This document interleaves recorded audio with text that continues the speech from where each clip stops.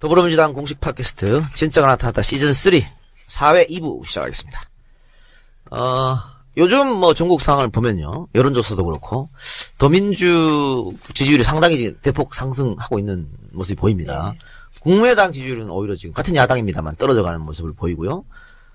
새누리 지지는 뭐 당연히 떨어지는 것이고, 당내에서 이런 지지도 상승에 대해서 이야기 좀 나오십니까? 고무적이라든가 뭐 우리가 좀 더 잘하자라든가 어떠세요? 너무 교과서적인 얘기인지 모르겠지만 실제 그렇습니다. 좀 무거워요. 그러니까 탄핵이 가결될 수 있다는 조짐이 보이던 당시부터 이제부터는 모든 시선과 화살이 우리한테 모일 거다라고 해서 그 위기감이 사실 지금도 당내에서는 그 책임감이라고 보시면 될 것 같아요. 굉장히 무거워요. 한바구음 짓고 있는 건 아니죠, 속으로? 아니죠. 일단 저희가 야당도 사실 가보면은 국민들이 많이 야단치잖아요. 지금 탄핵이 통과돼서 좀 칭찬을 해주시는데 저희가 보기에도 미흡한 점이 많은데, 다만 이제 제가 말씀드릴 수 있는 것은 뭐냐 하면, 저희가 중간에 실수도 많이 하고 헛발질도 했지만 이게 전례가 없던 일이거든요. 예. 대통령이 진짜 뭐 측근비리야 매 정권에 있었지만 생각도 할 수 없을 만큼 잘못을 저지르고, 그 다음에 임기 중간에 국민들의 대다수가 이건 끝까지 가서는 안 된다고 얘기를 하고 또 탄핵까지 가고 이러는 과정에서 저희도 조심스럽게 가긴 했지만 일관성을 가지고 갔다, 그런 말씀은 드릴 수 있습니다. 그래서 그런 점은 좀 평가를 받는 게 아닌가. 더 열심히 하죠. 네. 원래 11월 2일 날 우리는 탄핵을 하려고 그랬죠. 12월 2일. 12월 2일. 그래서 12월 1일 날인가요? 당대표들끼리 만나가지고, 결판을 졌는데, 그때 박 전 대표가 뭐, 안 한다 그래가지고, 이제 이게 그날 못했어. 2일 날 못하고, 막 국민들이, 국민의당 때문에 탄핵 안 된다. 그래서 사실은 그 주말에 232만이라는 어마무시한 국민들이 나오신 건데, 그때 아마 국민의당의 그 당직자들, 그 간부들은 굉장히 핸드폰이 막 뜨거울 정도로 뭘 많이 받았던 것 같고, 저도 페이스북에 아쉽다. 지금 국민의당 이거 4차 담화 발표하고 이렇게 되면은 더욱더 상황이 어려워질 것 같은데, 탄핵을 조기에 좀 못하게 돼서 정말 국민의당한테 아쉽다. 그랬더니 그 다음날 국민의당 부대변인이 조응천 의원은 잘 되면 자기 탓, 못 되면 남의 탓, 요렇게 하는 버르장머리를 고쳐라 라고. 버르장머리라는 단어를 썼어요. 그렇게 그 논평을 발표했어요. 강현재 부대변인? 아니요. 아니에요. 관악에 뭐 서울시의원이라고 하던데, 뭐 초선 의원이 페북에다가 국민의당 좀 아쉽다. 그렇게 했다고 해가지고, 나 깜놀했어. 거의 대선 후보급으로. 네네. 그래가지고 그래서 제가 기동민 원내대변인한테, 지금 이런 거 했는데 이거 뭐 어떡하냐고 그랬더니, 별로 안 도와주죠. 형, 그것은 좋은 일이요. 형이 참아, 이러더라고. 그러니까 그때 대단히 놀랐습니다. 지금 근데 왜 그게 이렇게 민감하냐. 아니라 박지원 대표님이 나서서 해야지 왜 일개 부대변인이 감히. 아니 근데 그 부분에 대해서 제가 진짜 한마디 하고 싶은데요. 하세요. 지금 무슨 얘기들이 나오냐면 결국 박지원의 판단이 맞았던 거 아니냐. 2일날 했으면 부결될 수 있었는데 결과적으로 9일날 해서 된 거 아니냐는. 그게 아니지. 국민의당에서 나오는 얘기잖아요. 국민의당에서 나오고 이제 그런 얘기들을 해요. 저는 진짜 웃기는 게, 사실 그때 탄핵을 했어야 되거든요. 그러니까 그 당시에 11월 26일에 집중 집회에 정말 많이 국민들이 나오셨고, 그러니까 이 비박들도 우리가 40명 이상 있다 하자. 그래가지고 쭉 모였는데 갑자기 대통령이 3차 발표를 한 거예요. 그러니까 비박이 흔들립니다. 그러면서 새누리당에서 4월 퇴진, 6월 대선이 나왔어요. 그런데 그때 이 국민의당에서 가결이 보장이 안 되면 발의도 못하겠다, 이렇게 나온 겁니다. 그렇죠. 그러니까 우리는 그러면 2일날 보장을 못하는데 9일날은 어떻게 보장을 할 수 있냐. 이대로 가면은 9일날도 못한다, 1도 못하고. 그랬더니 이제 이 국민들이 막 나오고, 또 그 국민의당의 그런 태도에 대해서 방금 조 의원님 말씀하신 것처럼 문자 보내고 전화 걸고 하니까 국민의당에서 우리한테 거의 뭐 빌다시피 하면서 5일날도 하자. 예. 이렇게 얘기가 된 거거든요.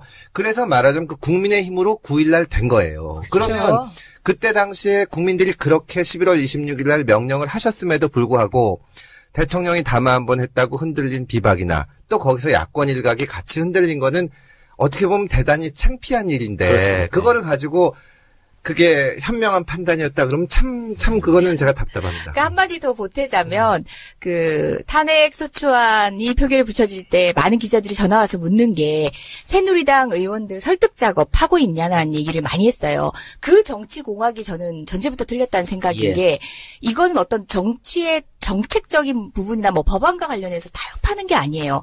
이거는 저는 새누리당 의원들에게 시간을 주는 것만이 본인의 정치적 책임을 본인이 무겁게 느끼고 고민할 시간을 주는 것 외에는 답이 없다.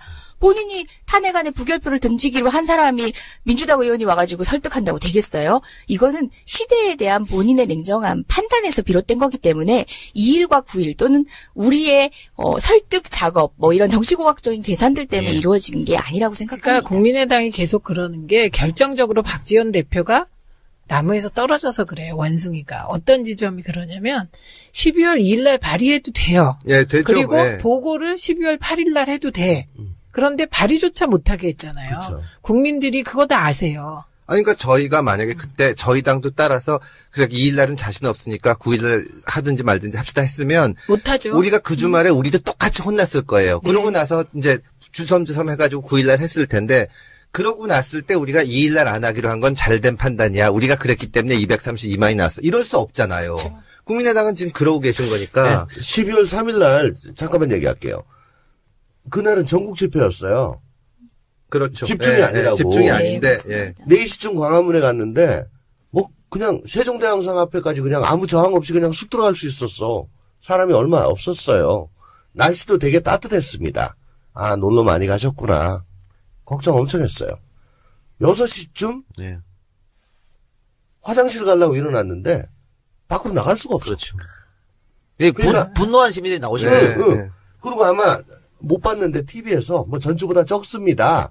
뭐 이런 얘기를 아마 좀 했겠지. 낮엔 했었죠. 응. 네. 그러니까 우시하면서 나온 것 같아. 그러니까 그 국민의 그 격분과 그 야단으로 된 건데 그 화나게 한 게 우리니까 우리가 잘했다. 그럼 그건 진짜 곤란한 거죠. 그리고 네. 진짜 잘했어요. 뭘 잘했냐면 원칙 보고 가겠다고 결정하고 세월호 7시간 빼라고 할 때 그 예의상 좀 한번 생각해 보는 척 하다가 그죠? 예의상. 네. 그리고 세월호 그대로 두고 그리고 의원직 총사퇴 던지고 그러니까 친박 다수가 자기 의원직 잃을까 봐 일부 찬성했겠죠. 또. 근데 지금 국민의당에서 저러고 있는 거, 박 전 대표가 이상한 말 많이 하고, 또 대변인들이 계속 민주당을 공격하고, 민주당 의원들을 공격하고 하는 거, 지지율이 계속 하락하니까 초조해서 나오는 것이 아닐까, 이런 생각도 드는데. 그렇죠. 그리고 지금 요즘 나온 지지율 중에 유의미한 게 있어요. 그게 뭐냐면 1위가 민주당, 2위가 뚝 떨어지게 국민의당이잖아요. 3위가 어딘지 아세요? 비박신당이야. 3위가. 그리고 새누리당이 4위로 나와요. 아, 비박신당이라고. 예, 아직 3위로 나와요. 아직 아직 생기지도 있지도 않은. 않았는데. 요게 유의미한 거고, 지금 이제 분위기가 무겁다고 하셨잖아요. 그게 우리 당 지지율이 많이 오른 거 맞아요. 그리고 오르고 안 떨어져요.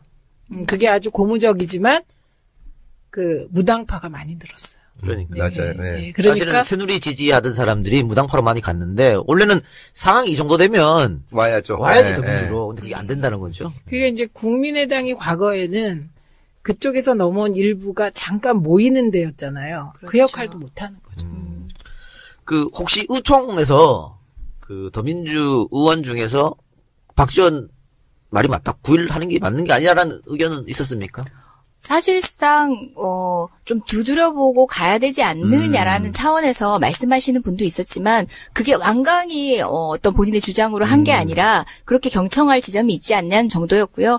뭐 그러니까 저희 당 의원님들의 결은 크게 다르지 않았다고 그때는 봅니다. 탄핵이 실패하면 정말 큰일이니까. 예. 이게 무슨 우리가 다음에 의원이 안 된다 이런 문제가 아니라 그렇죠. 정말 당의 운명이 걸려 있는 거니까 조심스럽게 결정한 건 맞는데 거의 이론 없이 됐고 굉장히 필사적으로 2일 날 어떻게든지 하자고 노력들을 했습니다. 그때는. 네. 네, 지금 대변인 두 분 모셔놓고 이야기를 하는데요. 아까 뭐 기동민 대변인 얘기도 나왔는데. 그건 신경 안 쓰셔도 됩니다. 그래요? 한마디 옹호하셔야 돼. 아니 신경 안 쓰셔도 됩니다. 엄마? 대변인이 왜 이렇게 많은 거예요? 뭐 원내 대변인, 뭐 수석 대변인, 수석 부대변인, 뭐. 새누리당에 비하면 훨씬 적습니다. 그래요. 네. 그리고 뭐, 다른 분들은 전부 실력으로 이 대변인이 되신 거고, 저는 이제 외모를 담당하고 있는데, 그렇게 역할이 좀 다르죠. 지금 당 대변인, 원내 대변인이시잖아요. 예, 맞습니다. 하는 일이 다릅니까? 대부분 최근에는 거의 겹치고 있습니다. 소위 이제 나와바리가 예. 구분은 돼 있습니다. 원내대변인은 원내 사안, 그러니까 국회에서 국회의원들이 하는 의정활동 가운데서 나오는 이슈에 대해서 코멘트를 하는 거고요. 당대변인은 사회적 이슈, 뭐 당 차원에서 언급해야 될 내용들을 하는 건데 뭐 그게 서로 나와바리를 침범하고 있고 저도 뭐 사회적 이슈에 대해서 얘기하는데 최근에 우리 당대변인 뭐 원내 이슈 굉장히 많이 침범하시더라고요. 아니 뭐 너무 못하니까 우리가 와서 좀 도와드려야 될 것 같아요. 은근히 경쟁을 해요. 아유. 같은 주제에 대해서 코멘트를 했는데 오늘 싱크는 누구 거 나오나. 그런 건 전혀 신경 안 쓰고 정말 우리는 참 위해 드리려고 합니다. 예. 저 역시 마찬가지입니다. 측은지심을 가지고 있어요. 5명이죠 지금. 그렇죠. 그렇죠. 예. 그러니까 수석 이게 대변인까지. 예. 예전에는 대변인이 되면 그게 이제 정치인으로서 크는 지름길이었죠. 그렇죠. 당 간판. 이제 아닌가요? 저 근데 그런 이제 줄 알고 기뻐하고 한 명이었잖아요. 그때 한 명이었죠. 지금 너무 많아. 대변인이 한 명이다가 남녀 한 명으로 바뀌었다가 3명으로 바뀌더니 원내 중심 원내가 정당을 생기면서. 표방하면서 5명이 된 거예요. 예, 너무 많아요. 그러니까 네. 닥터지게 싸워서 커보시라고. 딴 거 넘어갑시다. 당직 하나도 없는데 좀 짜증나네, 진짜. 아니 그래도 당 공식 팟캐스트에서 저랑 이렇게 금태섭 대변인만 마이크를 쥐고 있다는 것은 어느 정도 향후 전망이 짐작이 그렇죠. 가는 일단 것 기동민한테는 같아요. 별로 신경을 안 써요. 자꾸 언급하는 것만으로도 저는 알겠습니다. 조금 심상해요. 키워줘야죠. 조홍천 의원님, 네. 당직 안 맡으셔도 존재감 갑이에요. 제가 중학교 때 장래희망란에 야당 대변인이라고 적은 적이 있었어요. 근데 진짜 대변인이야, 지금. 그냥 한 야당이 아니라 야권 전체 전체? 대변인이야. 근데, 왜냐면, YS, DJ, 노무현 다 대변인 하셨거든. 그런가요? 이 세 분이. 그럼 결국 꿈이 대통령이네. 솔직하게 말을 하세요. 솔직하게. 돌려서 얘기하지 말고. 그런 야심이 있으셨구나. 아니, 근데 걱정하지 마세요. 저는 전론직필 언론인인 줄 알았어요. 조홍천 의원님 걱정하지 마세요. 뭐요? 이재명 시장 대변인 안 했고, 문재인 대변인 안 했고, 박원순 안 했고, 안희정 안 했고. 대통령 하나도 없네? 네. 근데 이제 그건 장차 어떻게 될지 모르니까. 네네네. 아니, 두 분한테 얘기하는 아니, 뭐, 거예요. 제가 걱정한다는 게 아니고, 물어보면 안 한다고 그러려고 그랬는데, 묻지를 않아가지고. 그래요. 알겠습니다. 자, 다시 탄핵 이야기를 좀 해봅시다. 탄핵 소추가 가결은 됐습니다만은, 아직 멀었지 않습니까? 이제부터 시작이다. 그런 네. 느낌도 드는데, 우상호 원내대표가 헌재 심판 결정이 1월에 나와야 된다라고 얘기한 것 같아요. 근데 이거는 많은 분들이 또 동의하는 것 같습니다. 9명 다 했을 때 해야지, 무슨, 8명은. 근데 이제 1월 31일까지 그럼 해야 된다는 얘기지 않습니까? 그렇죠. 네. 근데 또 많은 법률가들은 물리적으로 도저히 불가능하다고 얘기합니다. 자, 법률가 3분이 나와졌으니까, 어떻게 생각하십니까? 선배님부터 먼저 말씀하시죠. 선배님부터 말씀. 예. 기스로. 감사합니다. 몇 오랜만에 기시죠? 욕 나옵니다. 18기입니다. 판단 유탈이라는 게 있어요. 예. 그러니까 변론주의가 주장을 하는 거에 대해서는 판단을 다 해줘야 된다. 예. 특히 형사사건에서는. 예. 이 헌재는 기본적으로 형사소송법을 준용을 합니다. 예. 그래서 이것저것 다 집어넣으면 완벽하지요.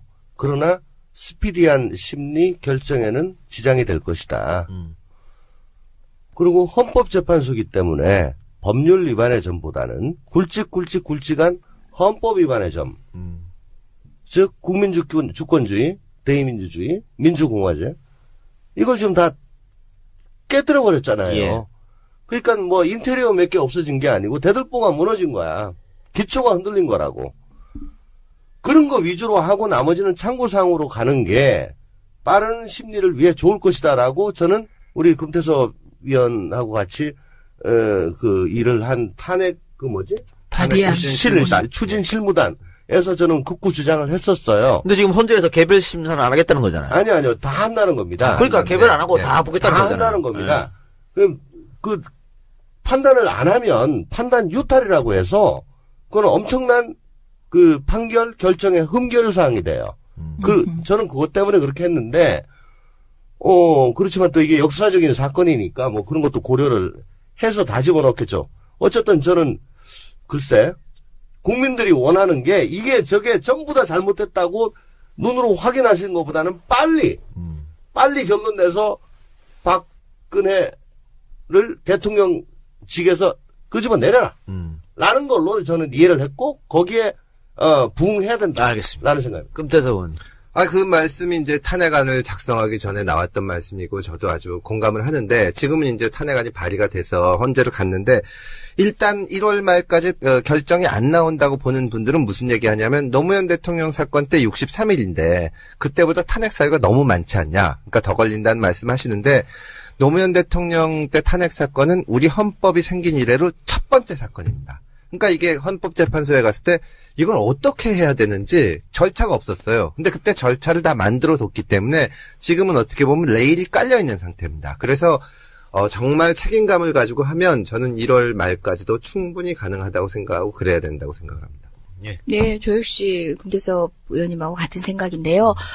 세월호 7시간을 넣냐 빼냐의 문제에 있어서 세월호의 아픔을 공감하지 않아서가 아닐 거라고 생각해요. 그러니까 빠져야 된다라고 하셨던 분들도 예. 왜냐하면 신속하고 빠른 판결을 위해서 저쪽에서 이런 주장을 할지도 모른다고 생각한 거예요. 모든 사유에 대한 판단을 해야 된다라고 할 수 있기 때문에 될 수 있으면 확실한 거 몇 개만 넣자라고 했는데 우리가 박근혜 대통령의 그 반헌법적인 행위를 다 열거하지 않으면 국민이 용납하지 않았을 것 같았어요. 그리고 일단 그것을 다 넣은 것은 이제 그런 주장을 할 거란 예측을 못해서가 아니라 그럼에도 불구하고 극복할 수 있다라는 확신이 있고 극복해야 된다라고 생각했기 때문이거든요. 말씀하신 것처럼 웬만한 절차적인 문제들은 노무현 대통령 당시에 정말 레일을 까는 수준에서 기초공사는 다 돼 있어요. 하나하나의 사유들 중에 헌법 위반 사유들은 이미 드러난 증거만으로도 확실하잖아요. 형사재판 같은 경우 특검이 수사를 통해서 밝혀내지 않더라도 헌법재판소가 자체 판단을 충분히 별도로 할 수 있어요. 저는 1월 말을 저희가 여론으로 몰아붙이고 일단 승산 있는 싸움으로 봐야 된다는 생각입니다. 자, 법률가 3명은 다 가능하다고 생각했는데. 저는 가능하다고 생각 안 해요. 예. 마지막으로 말씀. 그렇게 해야 되는데 가능하지 않다. 아니, 지금 13개 포인트에 증인만 해도 60명 정도가 된다는데, 증인 신청해놓고 안 나오고 한 길 끌어. 이거 아무리 집중식 내도 60명이면요, 2달 가지고요. 이건 불가능합니다. 알겠습니다. 그럼 최민희 의원이 대답하시기 전에, 지금 너무 사안이 많다. 그래서 이제 어렵다는 얘기 많잖아요. 증인이 많아요. 근데, 여기도 이제 검사하는 그 역할이 있고, 변호사하는 역할이 있지 않습니까? 양쪽이 합의하면 몇 개를 뺄 수도 있다고 얘기를 들었는데, 그건 어때요? 이건 안 됩니다. 불가능합니까? 네, 그건 안 됩니다. 국회가 의결해서 소추 사유안에 넣은 것들이기 때문에 하나하나의 사유에 대한 국회의 판단이 있다라고 그래서 그건 불가능하다. 네, 그거 뺄 수 있다 그러면 지금 새누리당 소속인 권성동 위원장이 막 빼게요. 그러니까. 자, 그럼 최민희 의원님. 저는 두 가지인데 하나는 국민이 인내할 수 있는 시점이 언제일까 이걸 생각하는 거예요. 그게 저는 3월 14일이라고 생각해요. 네, 그래서 3월 14일까지는 해야 된다고 생각을 해요. 이정미 재판관 나오는 날. 날. 네. 왜냐하면 그 헌재 재판관 박한철 재판관 소장 없어지고 이정미 재판관 없어지고 나머지로 해라? 그건 너무 이상한 그렇죠. 것 같아요. 그다음에 또 하나 이제 여쭤볼 게 있는데 이제 제가 언론을 쭉 보다 보니까 1안을 심사했어요. 1안을. 뭐 18개인가요, 지금? 17개인가? 그중에 1안을 심사했는데 이게 탄핵 인용 사유가 돼. 첫 번째 걸 했는데. 그래서 충분히 9명이 탄핵 인용 사유가 된다. 이렇게 판단했을 때 1번만 가지고도. 예, 1번만 가지고도 그러니까 탄핵 사유가 된다면 그 이후로 가나요? 아니면 거기서 중단할 수 있나요?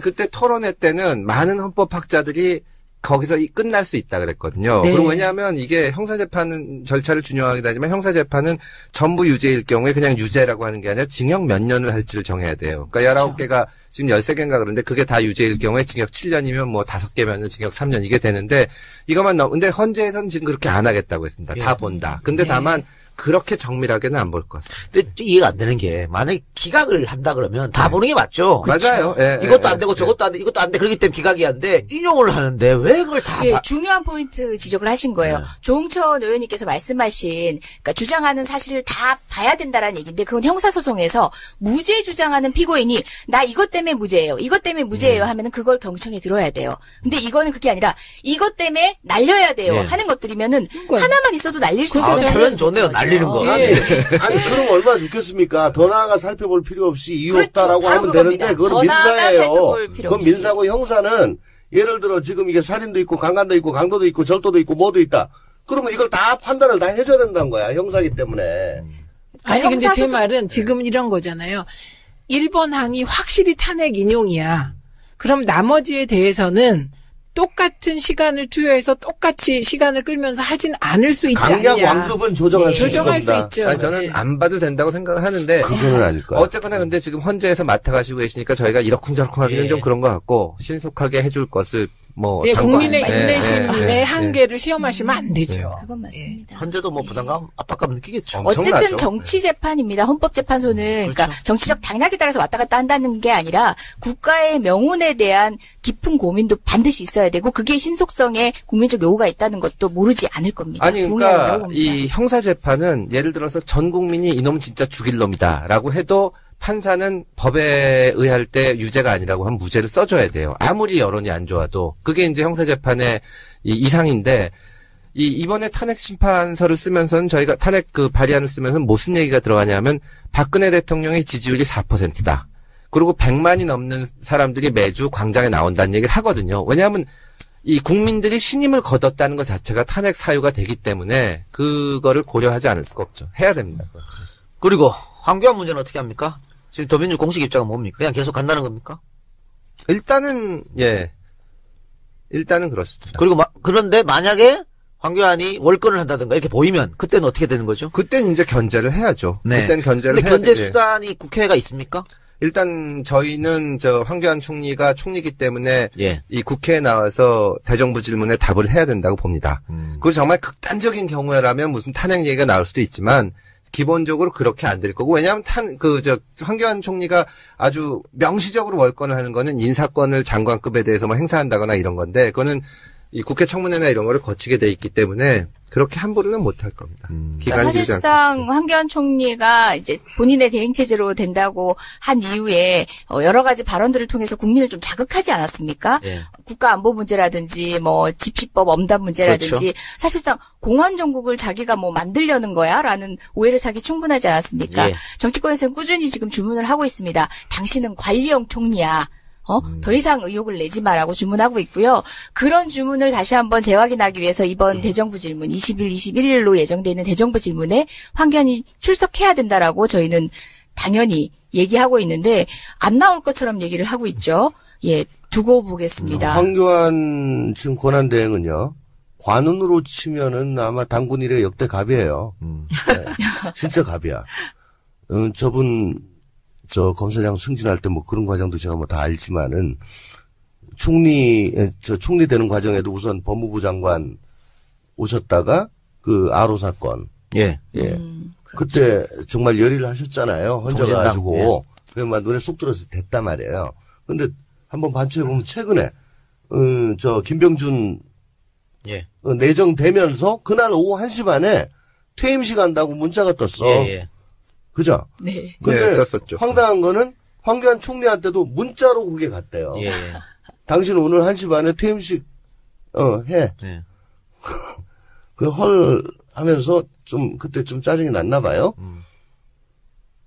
그게 한두 시간 만에 이제 취소가 됐습니다. 그때 만약에 퇴임식이었으면 지금 저렇게 떡 해가지고 안보가 최고고 있을 수가 없잖아요. 정말, 관우는 갑 중에 갑인데, 권한대행이란 게, 헌법은 두 가지를 얘기하고 있어요. 권리나 사고입니다. 근데 지금 이 탄핵으로 인해서 직무가 정지된 경우는 사고에 해당되는 경우예요.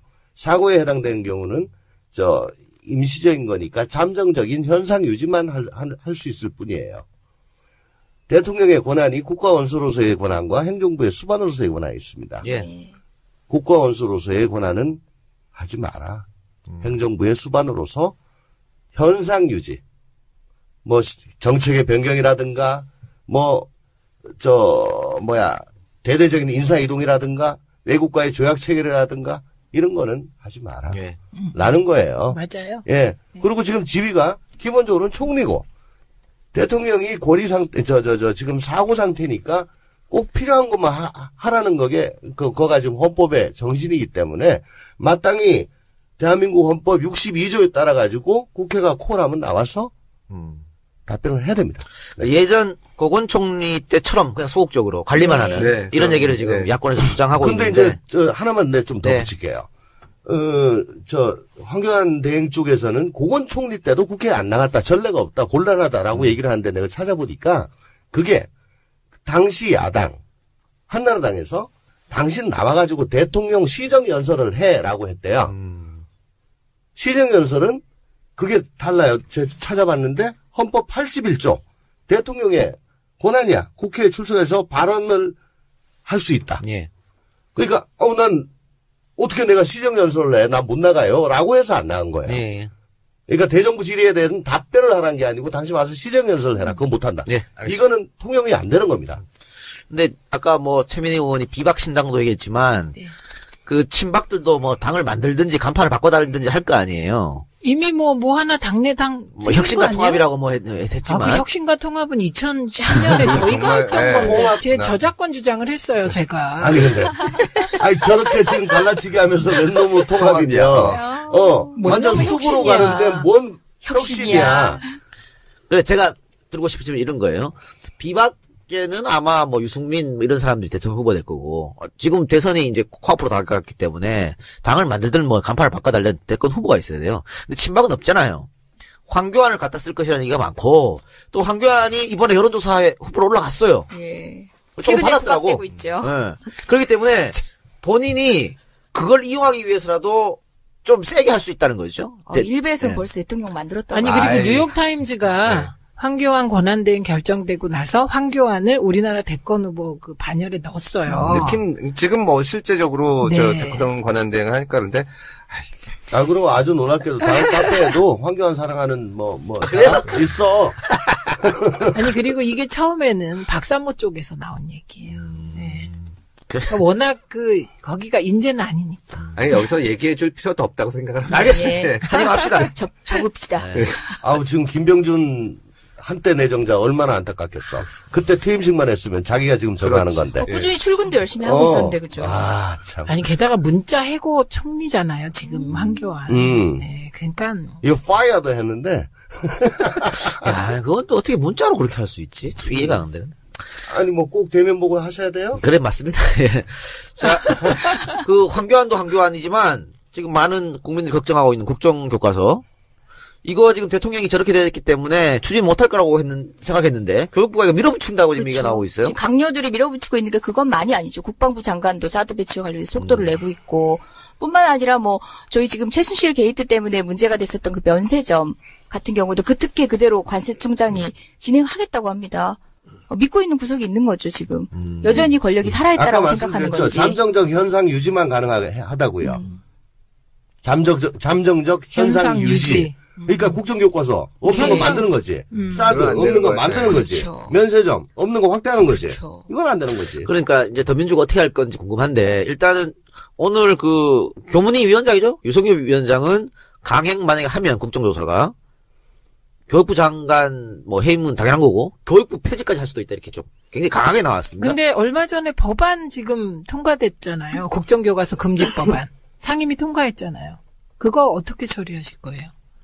국정교과서 금지 법안을 상정했어요. 상임위에서 지금 유성엽 위원장이 지난번에 교문위에서 예, 교문위에서 우리 법사위에서는 아직 못 아직 봤는데. 안 법사위는 안 갔구나. 왔습니다. 예, 그러니까 예. 그 법으로 막을 수 있는 우리가 거죠. 법을 잘 몰라요, 법사인데.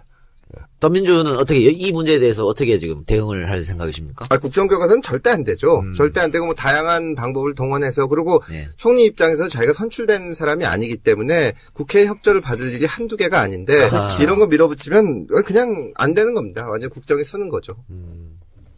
더군다나 이제 이재정 의원님이 또 앞에 나가서 뭐 이렇게 이젠 뭘 던져야 하나요? 그 뭐 갖다 주면서 국정교과서를 뱀이야, 막. 갖다 주면서. 그럴까요? 네. 예, 알겠습니다. 또 뭐 몇몇 현 상황 걱정하시는 그런 의원님들 좀 모여가지고 의견 모아서 예. 좀 전달도 하고 있습니다. 지금. 예. 우상호 원내대표가 야권 통합을 언급했어요. 그래서 일부 지지자들은 뭐 하는 짓이냐도 이렇게 하기도 하고 국민의당은 또 발끈하고 이렇게 지금 나온 것 같은데 원내대표의 생각인 거죠? 지금 어떻게 의총에서 이런 얘기는 나온 적이 없을 테고 원내대표님의 뭐 개인적 정치적 이 생각 메시지인 것 같은데요. 뭐 저는 아직 이제 정치 신인이고 새내기라. 예, 원내대표 이야기니까 당대변인이 말하기가 그럴 것 같고. 그렇죠, 원내대변인. 아니죠. 원내대변인이 말하기 더 껄끄러우니까. 왜 껄끄러워요? 왜 껄끄러워요? 대변인이 앞에 나가서 총 맞아야지. 제가. 아니, 왜 또 총 맞으라 그래? 이건 이미 가치 판단이 들어간 말인데 빨리 해보세요. 설명을.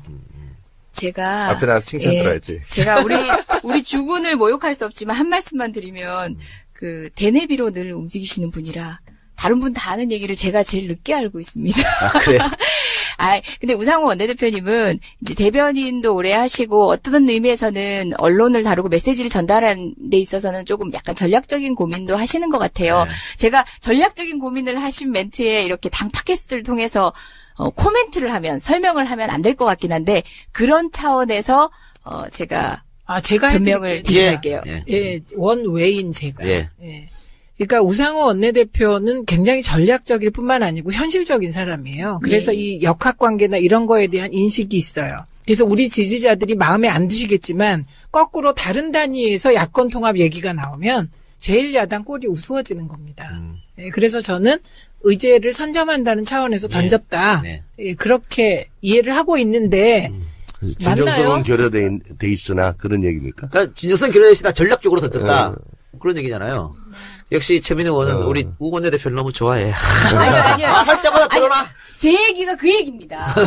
제 얘기가 그 얘기입니다. 이게 저는 가치 판단을 배제하고 지금 이재정 의원이 아직 좀 짬밥이 그래서 이 얘기를 하고 싶은데 그래서 대신 해준 거예요. 지금 어쨌든 탄핵 소추는 했고요. 결정 빨리 이끌어내고 그래서 이 환멸 느끼는 이 레짐을 빨리 체인지해야 된다는 공동 전선이 있잖아요. 그걸 위해서 서로 합치고 밀어주고 또한 국민들한테 뷰티 콘테스트 내가 더 이쁘지 이렇게 서로 잘하려고 하는 그런 경쟁 하다 보면 언젠가 우리가 승리를 쟁취할 거 아닙니까? 그 가운데서 국민적 소망이 뭔지를 담아내면 되는 거죠. 자, 그리고 또 하나 지금 계속 개헌 이야기가 속속 나오고 있습니다. 손학규 전 의원이 어제인가요? 연말 모임 해가지고 개헌 논의했는데 그 민주당 의원 몇 명 참석해서 또 시끄러웠던데 그 물리적으로 아무리 봐도 개헌은 불가능할 것 같은데. 근데요, 이 작가님 그 개헌 논의를 위해서 만든 모임은 아니었고요. 동아시아 재단에 그 행사를 한 건데 결과적으로 그렇게 보였네요? 그럼 오해가 있었네요? 헤드라인을 뽑게 된 거죠. 그죠? 그런 분들이 모이다 보니. 심지어 그날 참석을 요청받았다가 시간 없어서 나 안 갔는데 갔었으면 나 개헌 문제 될 뻔했어. 이러시는 분들도 있더라고요. 시각이 그랬던 거예요. 자, 김영호 의원 욕하시는 많은 분들 김영호 의원도 아니라 그랬습니다. 개헌에 찬성하지 않는다고. 그거 참석했다고. 김영호 의원 참석했다고 욕 많이 먹더라고. 아니 그 인간적 차원에서 참석 요청 받아서 시간 되시는 분들은 가고 아니면은 마지막에 못 가겠다고 연락을 드렸는데. 지금 야권 일각에서는 계속 개헌 얘기가 나오고 있어요. 네.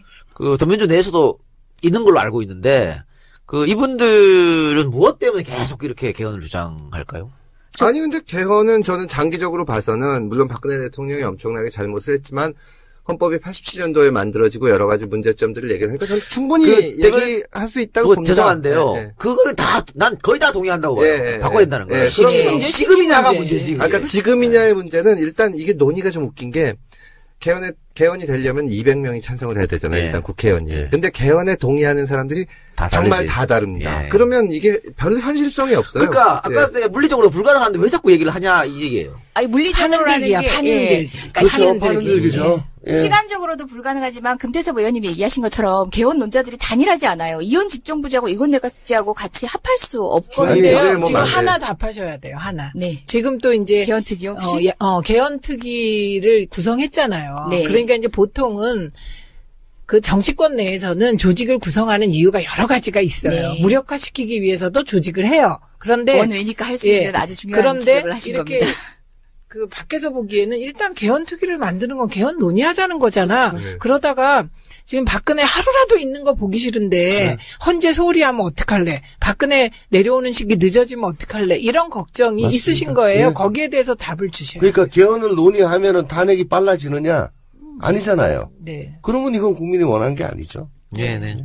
단순하게 갈라야 될 것 같고, 그래서 개헌특위를 설치한 거 자체가 지금 국민들께 혼선을 주고 있어요.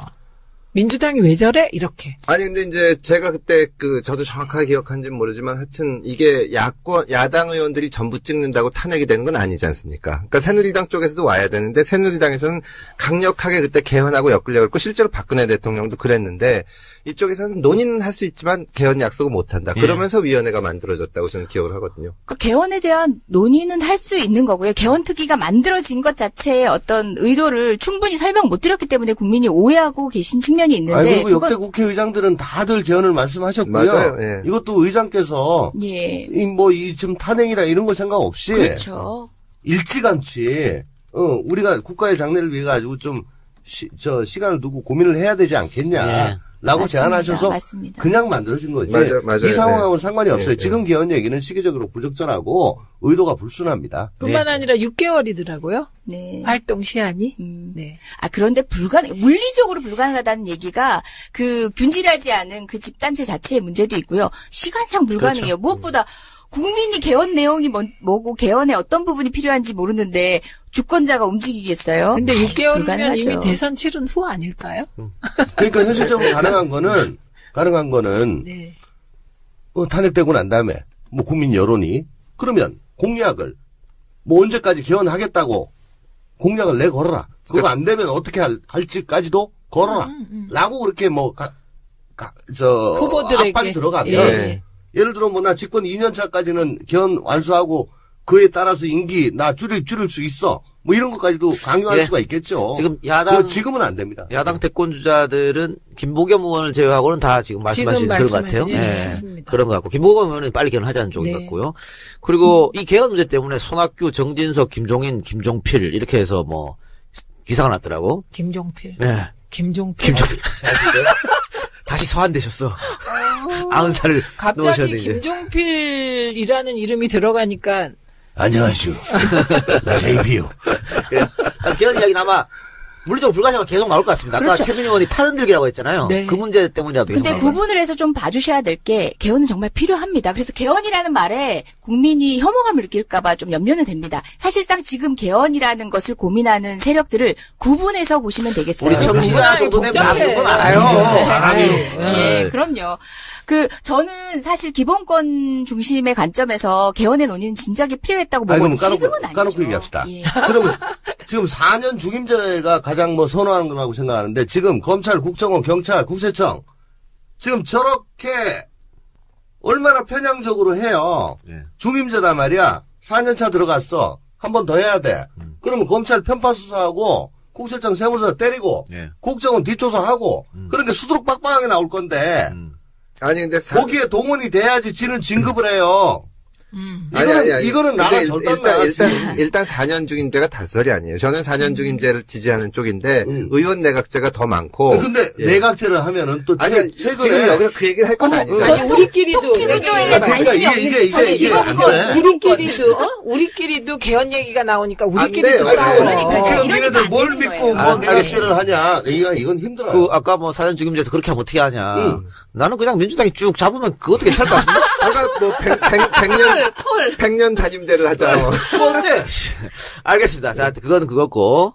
안 돼요.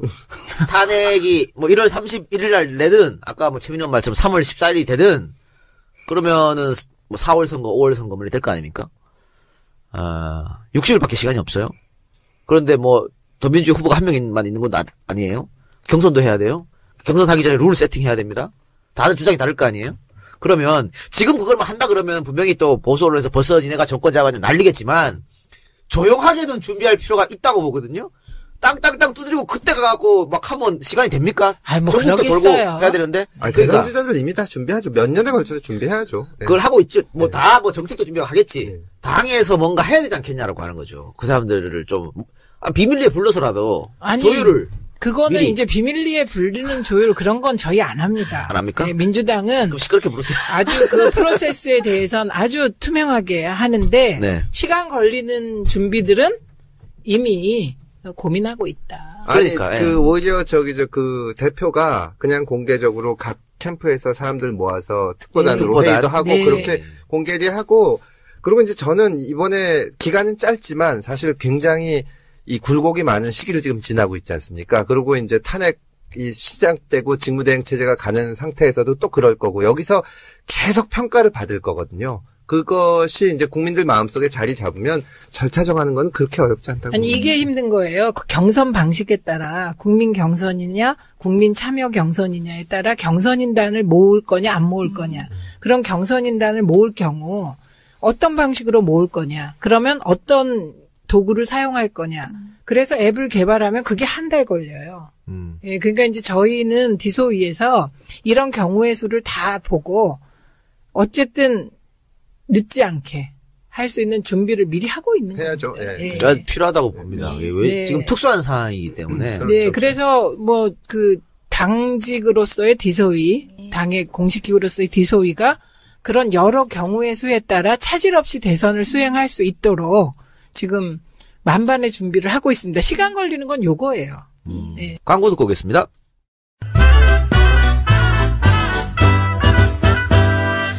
어서 와줘요. 세상을 바꾸는 강한 정당 더불어민주당의 당원이 되어주십시오. 정의가 강물처럼 흐르는 정의로운 사회, 모든 국민의 안전과 생명이 보호받을 수 있는 안전한 사회, 모든 국민이 서로 존중하면서 더불어 사는 사회, 새롭게 번영하는 나라, 평화로운 대한민국을 만드는데 뜻을 같이 하는 사람이라면 누구든지 당원이 될 수 있습니다. 당원 가입을 원하시는 분은 해당 지역 시도당으로 우편 또는 팩스로 입당 원서를 제출해 주시거나 온라인 www.더민주.kr로 언제든지 가입하실 수 있습니다.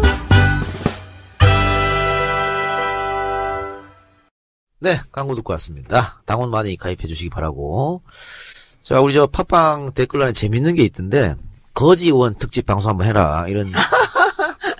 왜냐면, 지금 후원금이 꽉 찬 분들도 많아요. 대표적인 게 조홍천 의원이잖아요? 예. 그런데 없는 분들.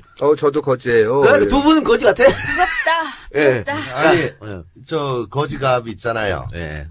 박주민 의원님 계시죠. 예. 안 거지죠. 아니, 박주민이 거지갑으로, 아마, 표친인가 표친이, 배터리 만땅일 때하고 앵꼬일 때, 그게 맞춰서, 뽀샵으로 이렇게 이쁘게 했던 사진, 그 다음에 좀 쭈그란 사진 해가지고, 제일 끝에는, 이 퍼즐 넣어가지고 이제 아무 데서나 자는 사진, 그걸 이제 딱 붙였어요. 그래서, 거지갑. 그러니까는, 동정심 같은 게 일어나서, 며칠 사이에 그냥 다 찼어. 그리고, 김병기 의원이, 우리 문재인 대표 국회 정문 앞에서 연설하실 때. 호위무사. 호위무사하고 또 자기도 연설하면서 울었대요. 예. 그래서 불쌍하다 그래가지고 또 다 찼대. 예. 근데 저는 반도 안 찼어요, 그때. 그거 보시고 거지갑이 조홍천은 아직 반도 안 찼대요라고 올렸대. 그러니까, 오유, 그 다음에 빨리쿡, MLB 팍, 이런 데서, 보태주자. 그렇게 해서 하루 만에, 반이 그러니까 나머지가 다 차버린 거야. 박주민의 입을 타야 되는 건가요? 거지갑이 얘기하면. 초청손님을 잘못 불렀네. 아니, 박주민 입 타가지고 채워졌으니까, 오늘은 조 의원 입으로 두 분 좀 채워주세요. 아니, 우리 금태섭 위원님, 원래 돈도 많고 그래가지고요. 잘난 척 하는데 아직 멀었다고 그러고, 이재정 위원님은 사실, 돈도 없죠. 하위 시비. 아니, 당을 위해서 얘기하지, 자신을 위해서는 한마디도 안 했어요, 지금까지. 그러네요. 예. 정말 훌륭한 정치인이다. 그리고 또 그런 게 있습니다.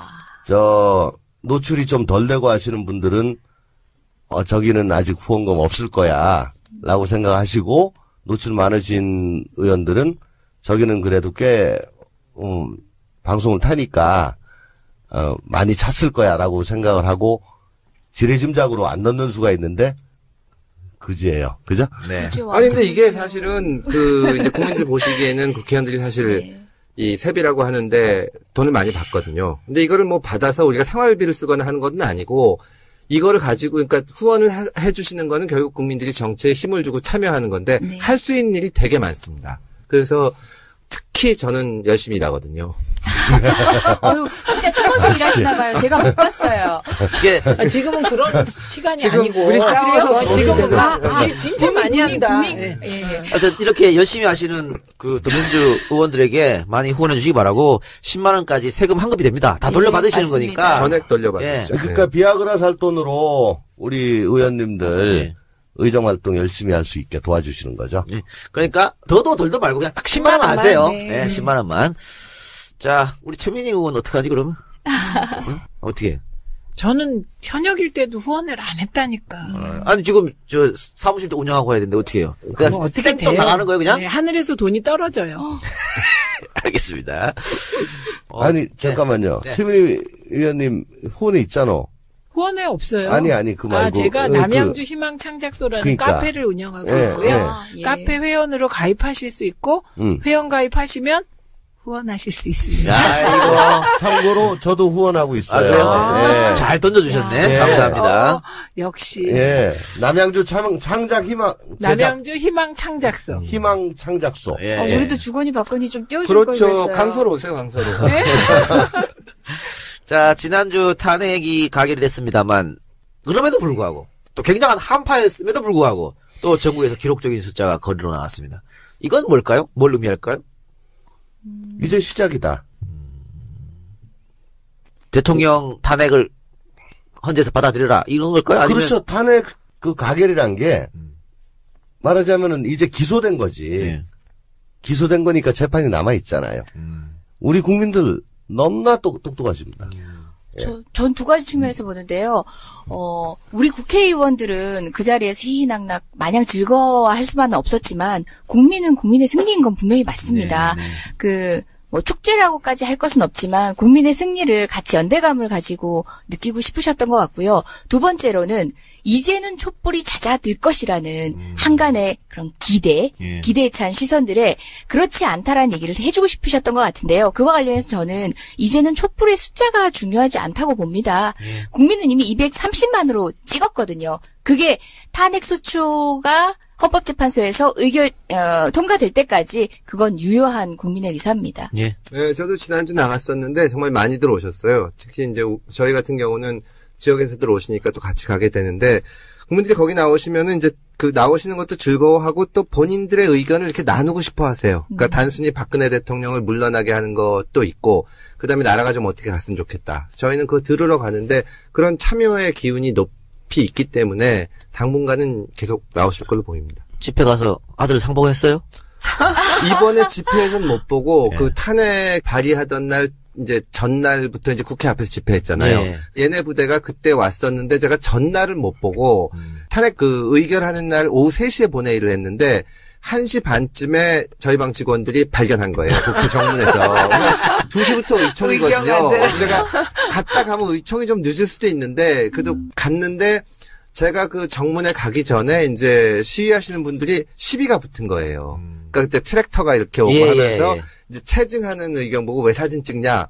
그게 저희 애가 몇 대 맞았다는 거예요. 그래서 저희 직원들이 아주 이렇게 새파랗게 돼 있었는데 다행히 제가 갔을 때는 그런 일은 없었고 상봉을 했었죠. 뭐 대화를 좀 했습니까?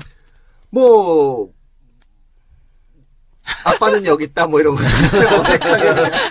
이상한. 예.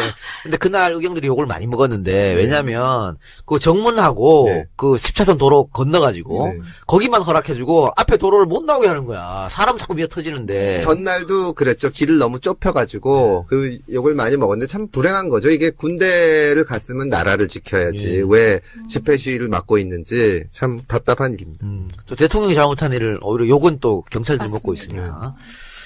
근데 좀 걱정되기도 해요. 날씨가 계속 추워지잖아요. 근데 국민들이 계속 저렇게 나와 계시면 어떡할까. 근데 이제 국회가 좀 잘하고 특히 네, 민주당, 그래야죠. 우리 당이 잘해서요. 걱정 덜 시키고 이제 만약에 헌재가 국민들의 인내심의 한계를 넘어가 버리면 그때는 이제 저는 더 많은 촛불이 따뜻할 때 타오를 것 같습니다. 그러니까 국민들께서 이제 지켜보실 곳이 훨씬 더 다변화됐죠. 탄핵 가결이 되면서. 일단 황교안 대행 뭐 월권 하거나 아니면 박근혜 표 정책을 뭐 강행을 한다든가 시대 역행적인 그런 일을 하려고 하면은 시민들 그것도 꾸짖어야 되고, 헌재가 조금 나태한 것 같으면 그것도 독려를 해야 되고, 특검 있죠?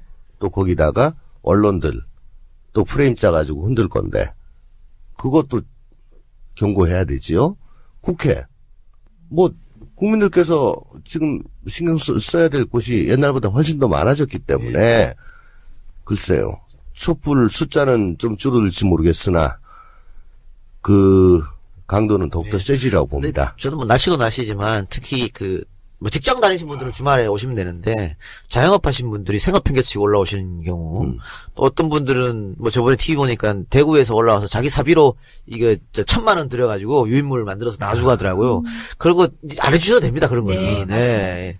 이제 국회의원들이 더 열심히 할 거니까 생업은 이제 열심히 하시고요. 예. 이제 정치권에 좀 맡겨주시기. 예, 최민희 의원님 주문하신 것처럼 국회가 안고 또 다른 단위가 안으면서 국민의 의사를 다른 방식으로 계속 표현될 수 있도록 그렇게 해야 될 것 같습니다. 예를 들면 후원금 같은 올해는 그렇죠. 크리스마스하고 31일이 다 토요일이라는 것 같은데 맞나요? 글쎄 모르겠습니다. 그래서 뭐 광화문에서 크리스마스 하자고 우리 지역에서는 벌써 뭐 그렇게 얘기하던데. 그렇게 재기발랄한 이벤트로도 국민이 크리스마스 함께 파티를 광화문에서 하자. 우리 지역에서는 그렇게 얘기하고 있어요. 좋네요. 예, 알겠습니다. 그리고 최민희 의원님 이번에 또 촛불 시민 목소리 듣고 오셨죠? 예, 들었는데 이번엔 촛불이 아니고 탄핵 당일 제가 탄핵이 가결되자마자 정문으로 뛰어나갔어요. 제가 거기에서 시민들을 만나서 목소리를 들었습니다.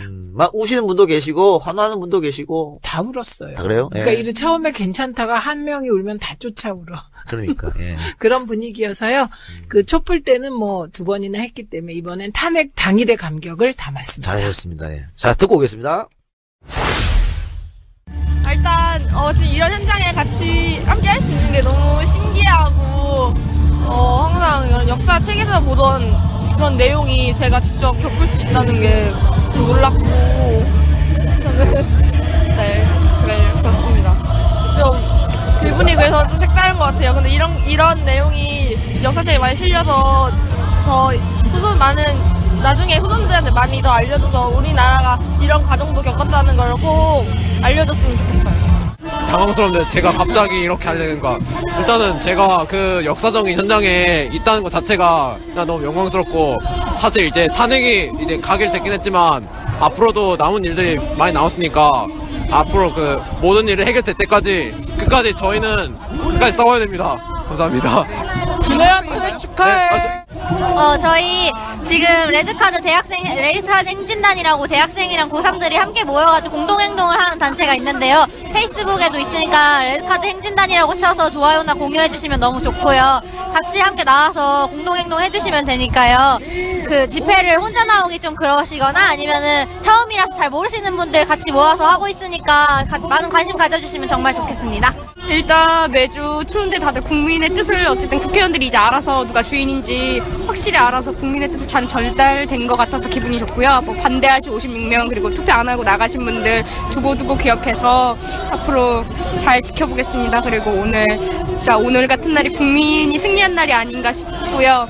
되게 감격스럽고 앞으로 헌재도 국민의 뜻을 잘 받들어서 좋은 판단하길 바라겠습니다. 234표 들었다 그 얘기 듣고요. 저희 동지들하고 한 3명이서 끌어안고 울었어요. 그거는 국민이 드디어 승리를 했다. 그리고 더민주, 국민당, 정의당 의원님들 고생 많으셨습니다. 그리고 국민이 승리한 거에 대해서 보태주신 여러분께 감사드립니다. 예, 그러니까 엄청 기쁘고요. 정말 기쁘고요. 그럼에도 불구하고 그러니까 끝날 때까지 끝난 게 아니라는 생각이 들어서 실제로 여기서 저희가 대우를 틀리면 안 될 것 같고 더 열심히 싸워야 될 것 같아요. 그래서 정말 박근혜 씨가 확실하게 그 자리에서 물러나고 구속될 때까지 그래서 어떤 저희 사회가 다시 건강한 모습을 되찾을 때까지 계속 싸워야 되겠다 이런 생각이에요. 일단은 이렇게 될지 안 될지 너무 저도 불안해서 여기까지 왔는데 일단은 탄핵이 통과돼서 너무 기쁘고요. 근데 이제 시작이니까 이제 의원님들도 더 힘내시고 또 헌법재판소까지 끝까지 잘 통과해서 박근혜 대통령이 내려올 수 있다면 좋겠습니다. 아, 진짜 역사적인 순간입니다. 너무 흥분했어요. 그리고 너무 행복하고요. 정작 이게 상식인데 우리가 비상식 속의 역사를 보내왔어요. 이제 국민들이 깨어났어요. 그래서 너무 행복해서 딸아이가 오지 않기 때문에 빨리 오자. 근데 여전히 아파트 비리는 암흑 속이에요. 제가 작년에 국정감사에서 얘기했어요. 민생 5대 악으로 넣어달라. 근데 너무 눈물 날 정도로 행복하고 감격스럽고 이제 시작이에요. 이제 또 그들이 어떻게 우리를 또 뒤통수를 쓸지 몰라요. 눈 부릅뜨고 감시해야 돼요. 일단은 이렇게 뭔가 우리가 현대사에서 이긴 경험을 할 수 있다는 게 너무 기쁘고요. 제가 2008년도에도 촛불 집회 때 되게 많이 나왔었는데 안 될 것 같았거든요. 근데 이번에도 안 될 것 같은데 계속 나왔는데 이렇게 다 같이 막 이겼다고 소리 지르고 환호할 수 있는 그 현장에 같이 있을 수 있어서 너무 기쁩니다. 뭔가 바뀔 것 같아요. 네. 그 탄핵 당일 말씀하셨으니까 탄핵 당일날 그 세월호 유족분들이 국회에 많이 이제 방청을 하러 오셨고 아마 더민주에 배분된 방청권을 다 이제 그분들한테 드린 것 같아요. 그리고 끝나고 뭐 박주민 의원부터 시작해서 여러분 의원들하고 유족들하고 만나기도 하고 또 국회 밖에 나와서는 뭐 이재명 시장하고도 만나기도 하고 다들 뭐 눈물도 같이 흘리고 정말 고생을 근데 그분 마음고생을 얼마나 심하게 했겠습니까? 그 다 세 분은 직접 보셨잖아요. 방청객 앉아 계시는 분. 네.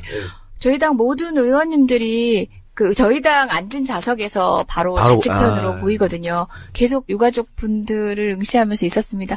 가결되던 순간에 정말 정적이 흘렀는데, 우리 의장님께서 발표하던 순간에 그쪽에서 탄식이 나오자마자 정말 오만 가지 생각이 뭉클하기도 하고. 예, 맞습니다. 자, 그런데 지금 세월호를 건져 올리는 문제에 있어, 인양 문제에 대해서. 예. 올해 안에 무조건 한다는데 이거 다 물 건너간 거 같거든요. 그 의지가 없다는 생각이 듭니다. 진짜. 예.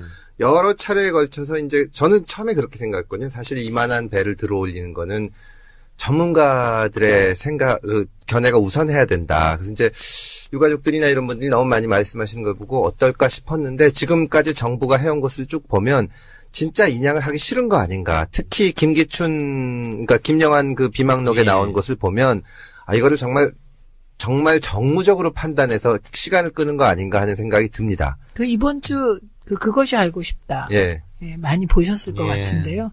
뭔가를 감추기 위해서 의도적으로 지연하고 있는 게 아니냐가 총론적 문제 제기였거든요. 그리고 그게 충분히 합리적 의심인 것 같습니다.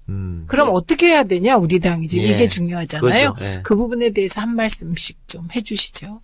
일단 정부가 얘기하는 인양 계획을 이제 정말 감시하면서 견제를 해내야죠. 이 박주민 의원 같은 경우는 쭉 봤기 때문에 진짜 그렇죠. 잘 알거든요. 전문가 이상으로 잘 아니까 엉뚱한 짓 못하게 감시하면서 반드시 조속한 시일 내에 인양할 수 있도록 해야 된다고 봅니다. 궁극적으로는 자꾸 이제 정권 교체만 얘기하면 지금 야당은 그럼 무슨 일을 하냐 할지 모르겠지만 실제 상임위 위원들이 그 현장에 접근하는 것조차 허락하지 않습니다. 그 정도로 무소불위의 권력을 행사하고 있거든요.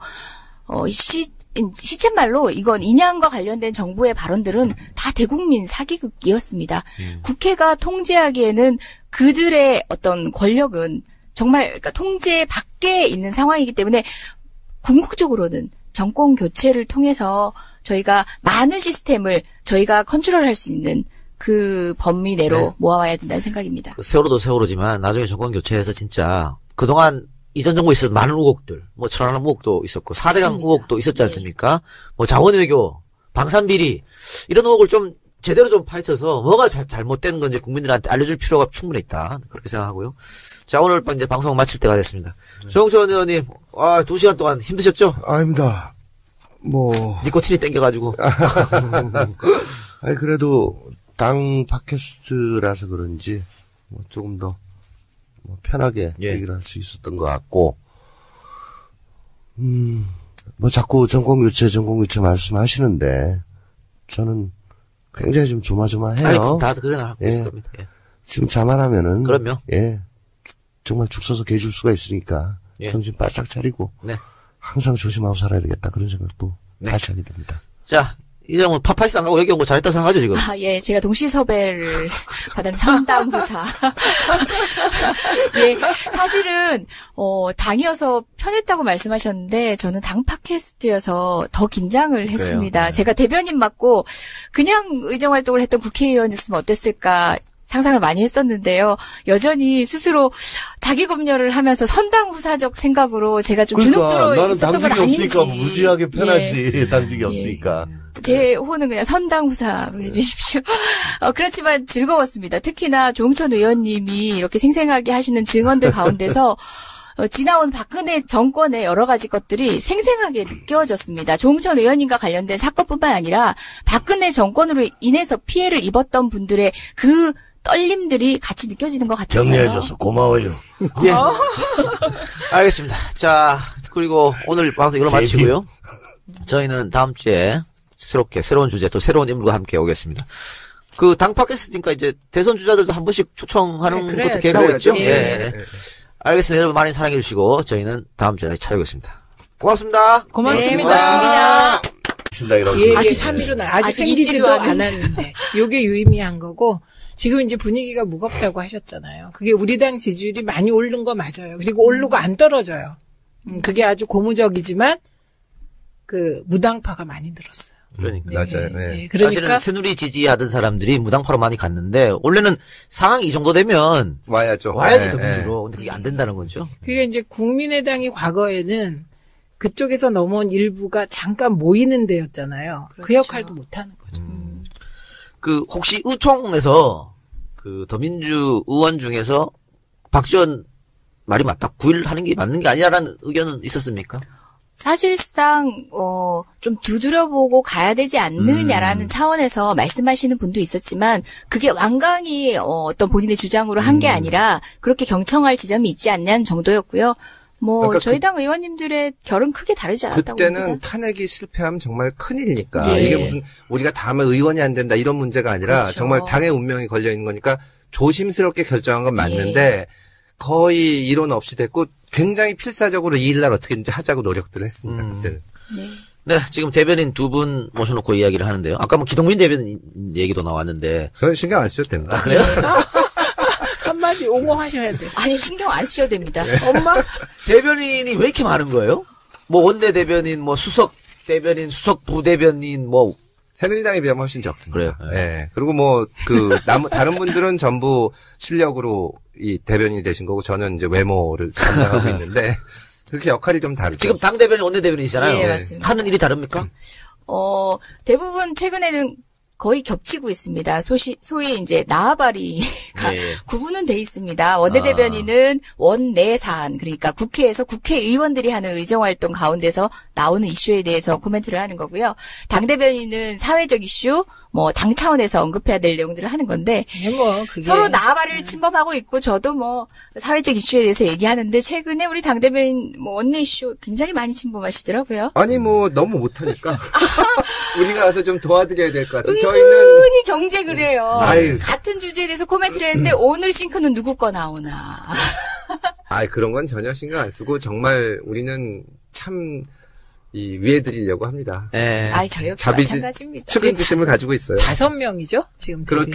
예. 그러니까 수석 이게 대변인까지. 예. 예전에는 대변인이 되면 그게 이제 정치인으로서 크는 지름길이었죠. 그렇죠. 당 간판. 이제 아닌가요? 저 그런 줄 알고 기뻐하고 한 명이었잖아요. 그때 한 명이었죠. 지금 너무 많아. 대변인이 한 명이다가 남녀 한 명으로 바뀌었다가 3명으로 바뀌더니 원내 중심 원내가 정당을 생기면서. 표방하면서 5명이 된 거예요. 예, 너무 많아요. 그러니까 박 터지게 싸워서 커보시라고. 딴 거 넘어갑시다. 당직 하나도 없는데 좀 짜증나네, 진짜. 아니 그래도 당 공식 팟캐스트에서 저랑 이렇게 금태섭 대변인만 마이크를 쥐고 있다는 것은 어느 정도 향후 전망이 짐작이 그렇죠. 가는 일단 것 기동민한테는 같아요. 별로 신경을 안 써요. 자꾸 언급하는 것만으로도 저는 알겠습니다. 자존심 상해요. 키워줘야죠. 조홍천 의원님, 네. 당직 안 맡으셔도 존재감 갑이에요. 제가 어릴 중학교 때 장래 희망란에 야당 대변인이라고 적은 적이 있었어요. 근데 진짜 대변인이야 지금. 그냥 한 야당이 아니라 야권 전체 대변인이야. 근데 왜냐면 YS, DJ, 노무현 다 대변인 하셨거든. 그런가요? 이 세 분이. 그럼 결국 꿈이 대통령이네. 솔직하게 말을 하세요. 솔직하게. 돌려서 얘기하지 말고. 그런 야심이 있으셨구나. 아니 근데 걱정하지 마세요. 저는 전론직필 언론인인 줄 알았어요. 조홍천 의원님 걱정하지 마세요. 뭐요? 이재명 시장 대변인 안 했고, 문재인 대변인 안 했고, 박원순 안 했고, 안희정 안 했고. 대통령 하나도 없네? 네. 근데 이제 그건 장차 어떻게 될지 모르니까. 네네네. 아니, 두 분한테 얘기하는 아니, 뭐 거예요. 제가 걱정한다는 게 아니고, 물어보면 안 한다고 그러려고 그랬는데, 묻지를 않아가지고. 그래요.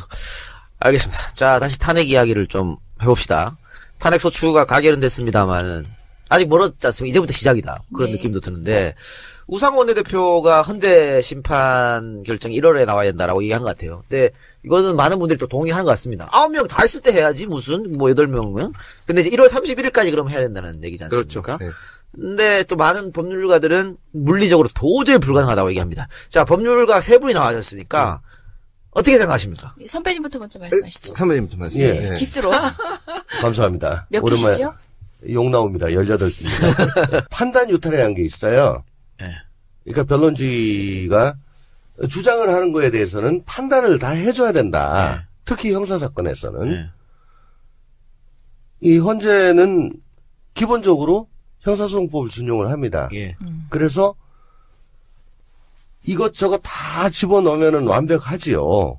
그러나 스피디한 심리 결정에는 지장이 될 것이다. 그리고 헌법재판소이기 때문에 법률 위반의 점보다는 굵직한 헌법 위반의 점. 즉 국민주권주의, 대의민주주의, 민주공화제 이걸 지금 다 깨뜨려 버렸잖아요. 그러니까 뭐 인테리어 몇 개 없어진 게 아니고 대들보가 무너진 거야. 기초가 흔들린 거라고. 그런 거 위주로 하고 나머지는 참고사항으로 가는 게 빠른 심리를 위해 좋을 것이다라고 저는 우리 금태섭 위원하고 같이 그 일을 한 탄핵 추진 실무단에서 저는 극구 주장을 했었어요. 근데 지금 헌재에서 개별 심사는 안 하겠다는 거잖아요. 아니요. 다 한다는 겁니다. 그러니까 개별 안 하고 다 보겠다는 거잖아요. 다 한다는 겁니다. 그럼 그 판단을 안 하면 판단 유탈이라고 해서 그건 엄청난 그 판결 결정의 흠결 사항이 돼요. 저는 그것 때문에 그렇게 했는데 그렇지만 또 이게 역사적인 사건이니까 뭐 그런 것도 고려를 해서 다 집어넣겠죠. 어쨌든 저는 글쎄 국민들이 원하는 게 이게 저게 전부 다 잘못됐다고 눈으로 확인하시는 것보다는 빨리 결론 내서 박근혜를 대통령직에서 끄집어내려라 라는 걸로 저는 이해를 했고 거기에 부응해야 된다. 알겠습니다. 라는 생각입니다. 금태섭 의원. 그 말씀이 이제 탄핵안을 작성하기 전에 나왔던 말씀이고 저도 아주 공감을 하는데 지금은 이제 탄핵안이 발의가 돼서 헌재를 갔는데 일단 1월 말까지 결정이 안 나온다고 보는 분들은 무슨 얘기하냐면 노무현 대통령 사건 때 63일인데 그때보다 탄핵 사유가 너무 많지 않냐. 그러니까 더 걸린다는 말씀하시는데 노무현 대통령 때 탄핵 사건은 우리 헌법이 생긴 이래로 첫 번째 사건입니다. 그러니까 이게 헌법재판소에 갔을 때 이걸 어떻게 해야 되는지 절차가 없었어요. 근데 그때 절차를 다 만들어 뒀기 때문에 지금은 어떻게 보면 레일이 깔려 있는 상태입니다. 그래서 정말 책임감을 가지고 하면 저는 1월 말까지도 충분히 가능하다고 생각하고 그래야 된다고 생각을 합니다. 네, 조혁 씨, 금태섭 의원님하고 같은 생각인데요. 세월호 7시간을 넣냐 빼냐의 문제에 있어서 세월호의 아픔을 공감하지 않아서가 아닐 거라고 생각해요. 그러니까 빠져야 된다라고 하셨던 분들도 왜냐하면 신속하고 빠른 판결을 위해서 저쪽에서 이런 주장을 할지도 모른다고 생각한 거예요. 모든 사유에 대한 판단을 해야 된다라고 할 수 있기 때문에 될 수 있으면 확실한 거 몇 개만 넣자라고 했는데 우리가 박근혜 대통령의 그 반헌법적인 행위를 다 열거하지 않으면 국민이 용납하지 않았을 것 같았어요. 그리고 일단 그것을 다 넣은 것은 이제 그런 주장을 할 거란 예측을 못해서가 아니라 그럼에도 불구하고 극복할 수 있다라는 확신이 있고 극복해야 된다라고 생각했기 때문이거든요. 말씀하신 것처럼 웬만한 절차적인 문제들은 노무현 대통령 당시에 정말 레일을 까는 수준에서 기초공사는 다 돼 있어요. 하나하나의 사유들 중에 헌법 위반 사유들은 이미 드러난 증거만으로도 확실하잖아요. 형사재판 같은 경우 특검이 수사를 통해서 밝혀내지 않더라도 헌법재판소가 자체 판단을 충분히 별도로 할 수 있어요. 저는 1월 말 더불어민주당 공식 팟캐스트 진짜가 나타났다 시즌3 4회 2부 시작하겠습니다. 요즘 뭐 전국 상황을 보면요. 여론조사도 그렇고 더민주 지지율이 상당히 대폭 상승하고 있는 모습이 보입니다. 국민의당 지지율은 오히려 지금 같은 야당입니다만 떨어져가는 모습을 보이고요. 새누리 지지는 뭐 당연히 떨어지는 것이고, 당내에서 이런 지지도 상승에 대해서 이야기 좀 나오십니까? 고무적이라든가 뭐 우리가 좀 더 잘하자라든가 어떠세요? 너무 교과서적인 얘기인지 모르겠지만 실제 그렇습니다. 좀 무거워요. 그러니까 탄핵이 가결될 수 있다는 조짐이 보이던 당시부터 이제부터는 모든 시선과 화살이 우리한테 모일 거다라고 해서 그 위기감이 사실 지금도 당내에서는 그 책임감이라고 보시면 될 것 같아요. 굉장히 무거워요.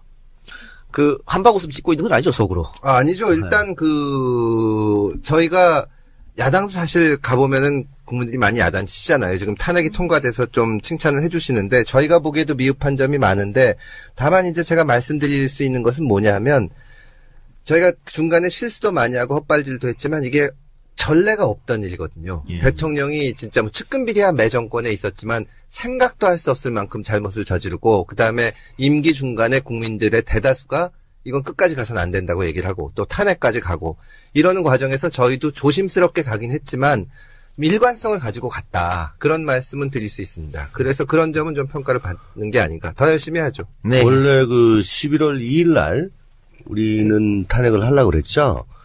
12월 2일. 12월 2일. 그래서 12월 1일 날인가요? 당대표들끼리 만나가지고, 결판을 졌는데, 그때 박 전 대표가 뭐, 안 한다 그래가지고, 이제 이게 그날 못했어. 2일 날 못하고, 막 국민들이, 국민의당 때문에 탄핵 안 된다.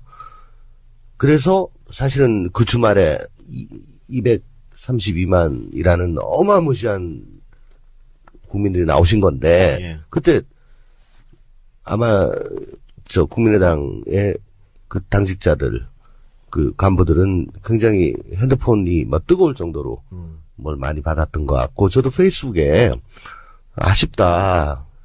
지금 국민의당 이거 4차 담화 발표하고 이렇게 되면은 더욱더 상황이 어려워질 것 같은데 탄핵을 조기에 좀 못하게 돼서 정말 국민의당한테 아쉽다. 그랬더니 그 다음날 국민의당 부대변인이 조응천 의원은 잘 되면 자기 탓, 못 되면 남의 탓 요렇게 하는 버르장머리를 고쳐라 라고 버르장머리라는 단어를 썼어요. 그렇게 그 논평을 발표했어요. 강현재 부대변인? 아니요. 아니에요. 부대변인. 관악의 뭐 서울시의원이라고 하던데, 뭐 초선 의원이 페북에다가, 국민의당 좀 아쉽다. 그렇게 했다고 해가지고, 나 깜놀했어. 거의 대선 후보급으로. 네네. 그래가지고, 그래서 제가 기동민, 원내대변인한테, 지금 이런 거 했는데 이거 뭐 어떡하냐고. 그랬더니 별로 안 도와주죠. 형, 그것은 좋은 일이요. 형이 참아이? 이러더라고.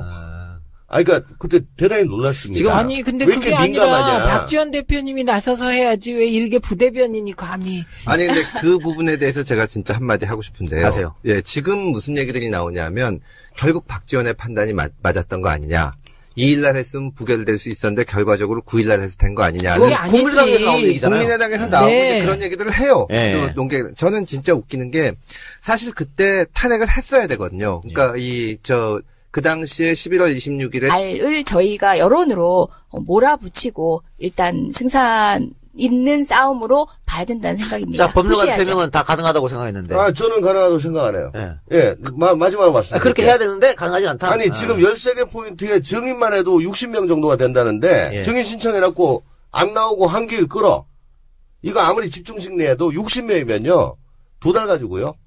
이건 불가능합니다. 알겠습니다. 그럼 최민희 의원이 대답하시기 전에 지금 너무 사안이 많다. 그래서 이제 어렵다는 얘기가 많잖아요. 증인이 많아요. 근데 여기도 이제 검사하는 그 역할이 있고 변호사는 역할이 있지 않습니까? 양쪽이 합의하면 몇 개를 뺄 수도 있다고 얘기를 들었는데 그건 어때요? 이건 안 됩니다. 불가능합니까? 네, 그건 안 됩니다. 국회가 의결해서 소추 사유안에 넣은 것들이기 때문에 하나하나의 사유에 대한 국회의 판단이 있다라고 그래서 그건 불가능하다. 그거 뺄 수 있다 그러면 지금 새누리당 소속인 권성동 위원장이 막백이에요. 그러니까. 네. 자, 그럼 최민희 의원님. 저는 두 가지인데 하나는 국민이 인내할 수 있는 시점이 언제일까 이걸 생각하는 거예요. 그게 저는 3월 14일이라고 생각해요.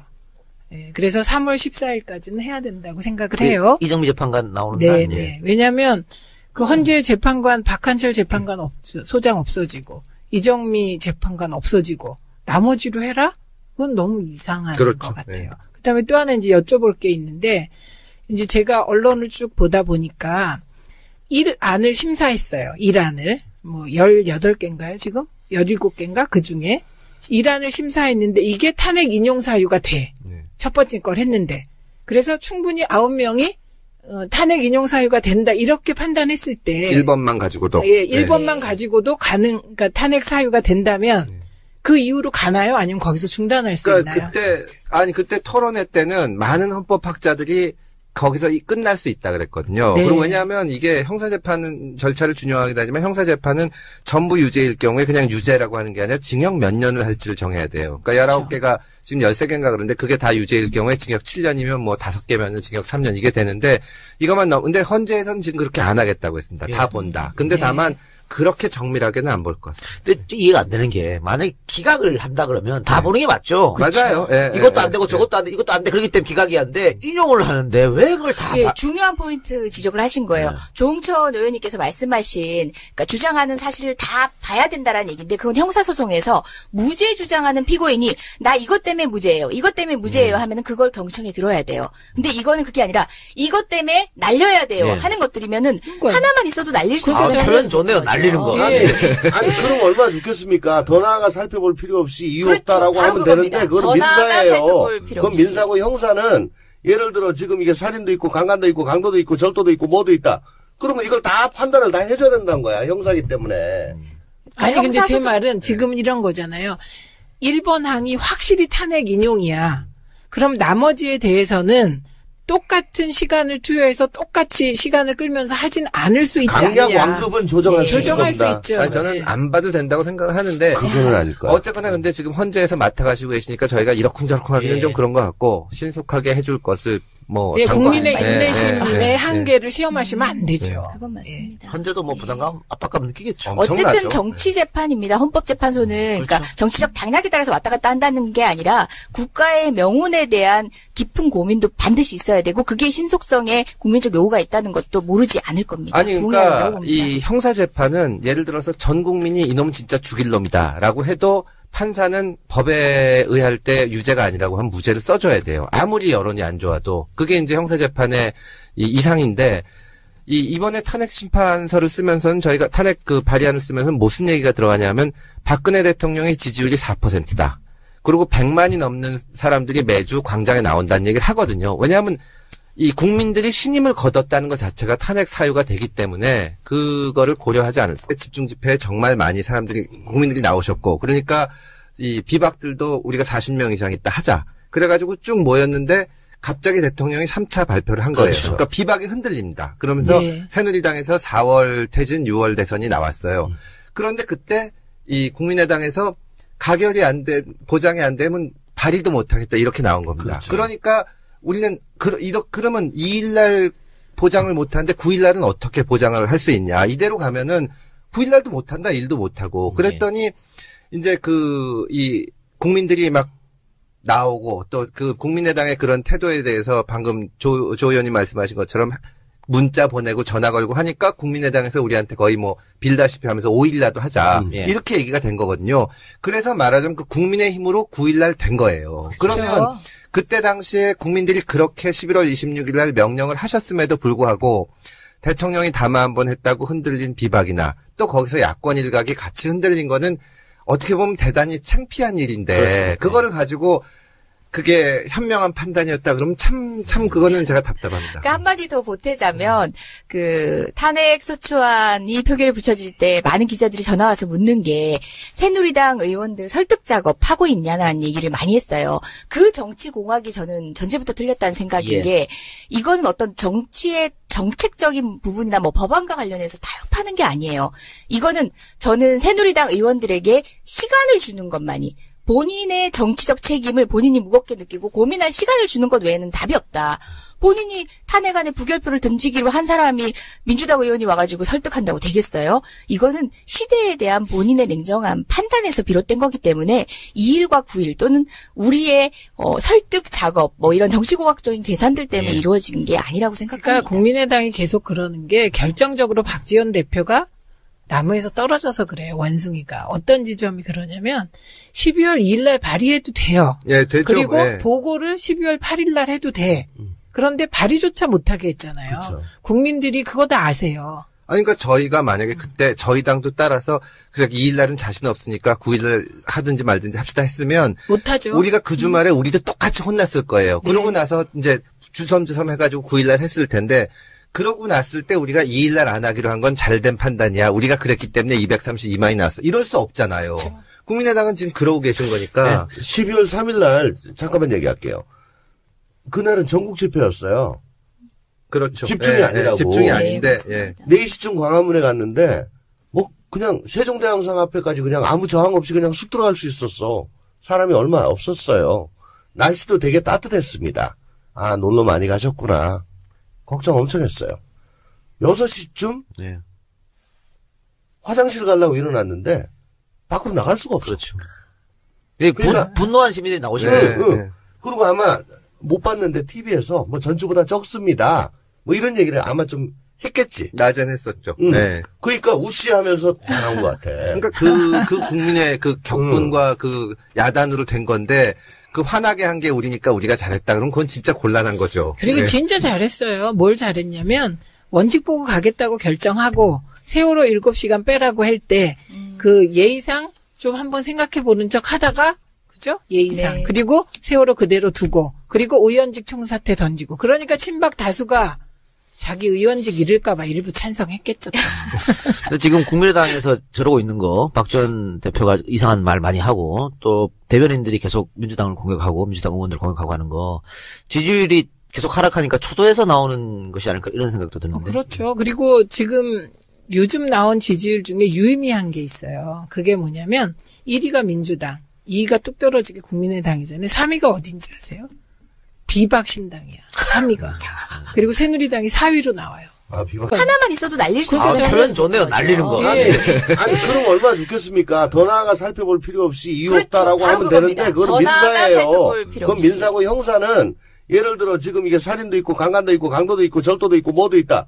그러면 이걸 다 판단을 다 해줘야 된다는 거야. 형사기 때문에. 아니, 근데 제 말은 지금 이런 거잖아요. 1번 항이 확실히 탄핵 인용이야. 그럼 나머지에 대해서는 똑같은 시간을 투여해서 똑같이 시간을 끌면서 하진 않을 수 있지 않냐. 강약 완급은 조정할 수 있죠. 아니, 저는 안 봐도 된다고 생각을 하는데. 그거는 아닐 거야. 어쨌거나 근데 지금 헌재에서 맡아가시고 계시니까 저희가 이러쿵저러쿵 하기는 좀 그런 것 같고 신속하게 해줄 것을 뭐 국민의 인내심의 한계를 시험하시면 안 되죠. 그건 맞습니다. 헌재도 뭐 부담감, 압박감 느끼겠죠. 어쨌든 정치 재판입니다. 헌법재판소는 그러니까 정치적 당락에 따라서 왔다 갔다 한다는 게 아니라 국가의 명운에 대한 깊은 고민도 반드시 있어야 되고 그게 신속성에 국민적 요구가 있다는 것도 모르지 않을 겁니다. 아니 그러니까 이 형사 재판은 예를 들어서 전 국민이 이놈은 진짜 죽일 놈이다라고 해도 판사는 법에 의할 때 유죄가 아니라고 하면 무죄를 써줘야 돼요. 아무리 여론이 안 좋아도. 그게 이제 형사재판의 이상인데, 이번에 탄핵 심판서를 쓰면서는 저희가 탄핵 그 발의안을 쓰면서 무슨 얘기가 들어가냐면, 박근혜 대통령의 지지율이 4%다. 그리고 100만이 넘는 사람들이 매주 광장에 나온다는 얘기를 하거든요. 왜냐하면, 이 국민들이 신임을 거뒀다는 것 자체가 탄핵 사유가 되기 때문에, 그거를 고려하지 않을 수가 없죠. 해야 됩니다. 그리고, 황교안 문제는 어떻게 합니까? 지금 더민주 공식 입장은 뭡니까? 그냥 계속 간다는 겁니까? 일단은 그렇습니다. 그리고 그런데 만약에 황교안이 월권을 한다든가 이렇게 보이면 그때는 어떻게 되는 거죠? 그때는 이제 견제를 해야죠. 네. 그때는 견제를 근데 해야 견제 수단이 국회가 있습니까? 일단 저희는 황교안 총리가 총리이기 때문에 이 국회에 나와서 대정부 질문에 답을 해야 된다고 봅니다. 그리고 정말 극단적인 경우라면 무슨 탄핵 얘기가 나올 수도 있지만 기본적으로 그렇게 안 될 거고, 왜냐하면 황교안 총리가 아주 명시적으로 월권을 하는 거는 인사권을 장관급에 대해서 뭐 행사한다거나 이런 건데, 그거는, 이 국회 청문회나 이런 거를 거치게 돼 있기 때문에 그렇게 함부로는 못할 겁니다. 기간이 길지 않고. 사실상 황교안 총리가 이제 본인의 대행 체제로 된다고 한 이후에 여러 가지 발언들을 통해서 국민을 좀 자극하지 않았습니까? 예. 국가안보 문제라든지 뭐 집시법 엄단 문제라든지 그렇죠. 사실상 공안 정국을 자기가 뭐 만들려는 거야라는 오해를 사기 충분하지 않았습니까? 예. 정치권에서는 꾸준히 지금 주문을 하고 있습니다. 당신은 관리형 총리야. 더 이상 의혹을 내지 마라고 주문하고 있고요. 그런 주문을 다시 한번 재확인하기 위해서 이번 대정부 질문 20일, 21일로 예정되어 있는 대정부 질문에 황교안이 출석해야 된다라고 저희는 당연히 얘기하고 있는데 안 나올 것처럼 얘기를 하고 있죠. 예, 두고 보겠습니다. 황교안 지금 권한대행은요. 관운으로 치면은 아마 당군 일의 역대 갑이에요. 네, 진짜 갑이야. 저분 검사장 승진할 때 뭐 그런 과정도 제가 뭐 다 알지만은 총리 되는 과정에도 우선 법무부 장관 오셨다가 그 아로 사건. 예. 그때 정말 열의를 하셨잖아요. 혼자가지고. 예. 그만 눈에 쏙 들어서 됐단 말이에요. 근데 한번 반추해보면 최근에, 김병준. 예. 내정되면서 그날 오후 1시 반에 퇴임식 한다고 문자가 떴어. 예. 그죠? 네. 근데 떴었죠. 황당한 거는 황교안 총리한테도 문자로 그게 갔대요. 예. 당신 오늘 1시 반에 퇴임식, 해. 예. 하면서 그때 좀 짜증이 났나 봐요. 그게 한두 시간 만에 이제 취소가 됐습니다. 그때 만약에 퇴임식이었으면 지금 저렇게 떡 해가지고 안보가 최고고 있을 수가 없잖아요. 정말, 관우는 갑 중에 갑인데, 권한대행이란 게, 헌법은 두 가지를 얘기하고 있어요. 권리나 사고입니다. 근데 지금 이 탄핵으로 인해서 직무가 정지된 경우는 사고에 해당되는 경우예요. 사고에 해당되는 경우는, 임시적인 거니까 잠정적인 현상 유지만 할 수 있을 뿐이에요. 대통령의 권한이 국가원수로서의 권한과 행정부의 수반으로서의 권한이 있습니다. 예. 국가원수로서의 권한은 하지 마라. 행정부의 수반으로서 현상 유지, 정책의 변경이라든가, 대대적인 인사 이동이라든가, 외국과의 조약 체결이라든가, 이런 거는 하지 마라. 예. 라는 거예요. 맞아요. 예. 그리고 지금 지위가 기본적으로는 총리고. 말씀하신 것처럼 문자 보내고 전화 걸고 하니까 국민의당에서 우리한테 거의 빌다시피 하면서 5일이라도 하자. 예. 이렇게 얘기가 된 거거든요. 그래서 말하자면 그 국민의힘으로 9일날 된 거예요. 그렇죠. 그러면 그때 당시에 국민들이 그렇게 11월 26일날 명령을 하셨음에도 불구하고 대통령이 담화 한번 했다고 흔들린 비박이나 또 거기서 야권 일각이 같이 흔들린 거는 어떻게 보면 대단히 창피한 일인데 그렇습니다. 그거를 가지고 그게 현명한 판단이었다 그러면 참 그거는 제가 답답합니다. 그러니까 한마디 더 보태자면 탄핵 소추안이 표결에 붙여질 때 많은 기자들이 전화 와서 묻는 게 새누리당 의원들 설득 작업하고 있냐는 얘기를 많이 했어요. 그 정치 공학이 저는 전제부터 틀렸다는 생각인 예. 게 이거는 어떤 정치의 정책적인 부분이나 법안과 관련해서 타협하는 게 아니에요. 이거는 저는 새누리당 의원들에게 시간을 주는 것만이 본인의 정치적 책임을 본인이 무겁게 느끼고 고민할 시간을 주는 것 외에는 답이 없다. 본인이 탄핵안에 부결표를 던지기로 한 사람이 민주당 의원이 와가지고 설득한다고 되겠어요? 이거는 시대에 대한 본인의 냉정한 판단에서 비롯된 거기 때문에 2일과 9일 또는 우리의 설득 작업 이런 정치공학적인 계산들 때문에 이루어진 게 아니라고 생각합니다. 그러니까 국민의당이 계속 그러는 게 결정적으로 박지원 대표가 나무에서 떨어져서 그래요. 원숭이가. 어떤 지점이 그러냐면 12월 2일 날 발의해도 돼요. 예, 되죠. 그리고 예. 보고를 12월 8일 날 해도 돼.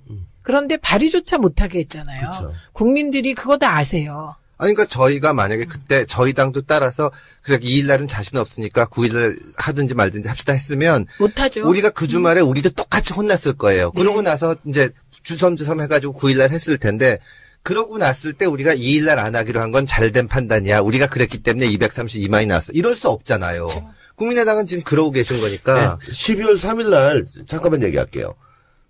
그날은 전국 집회였어요.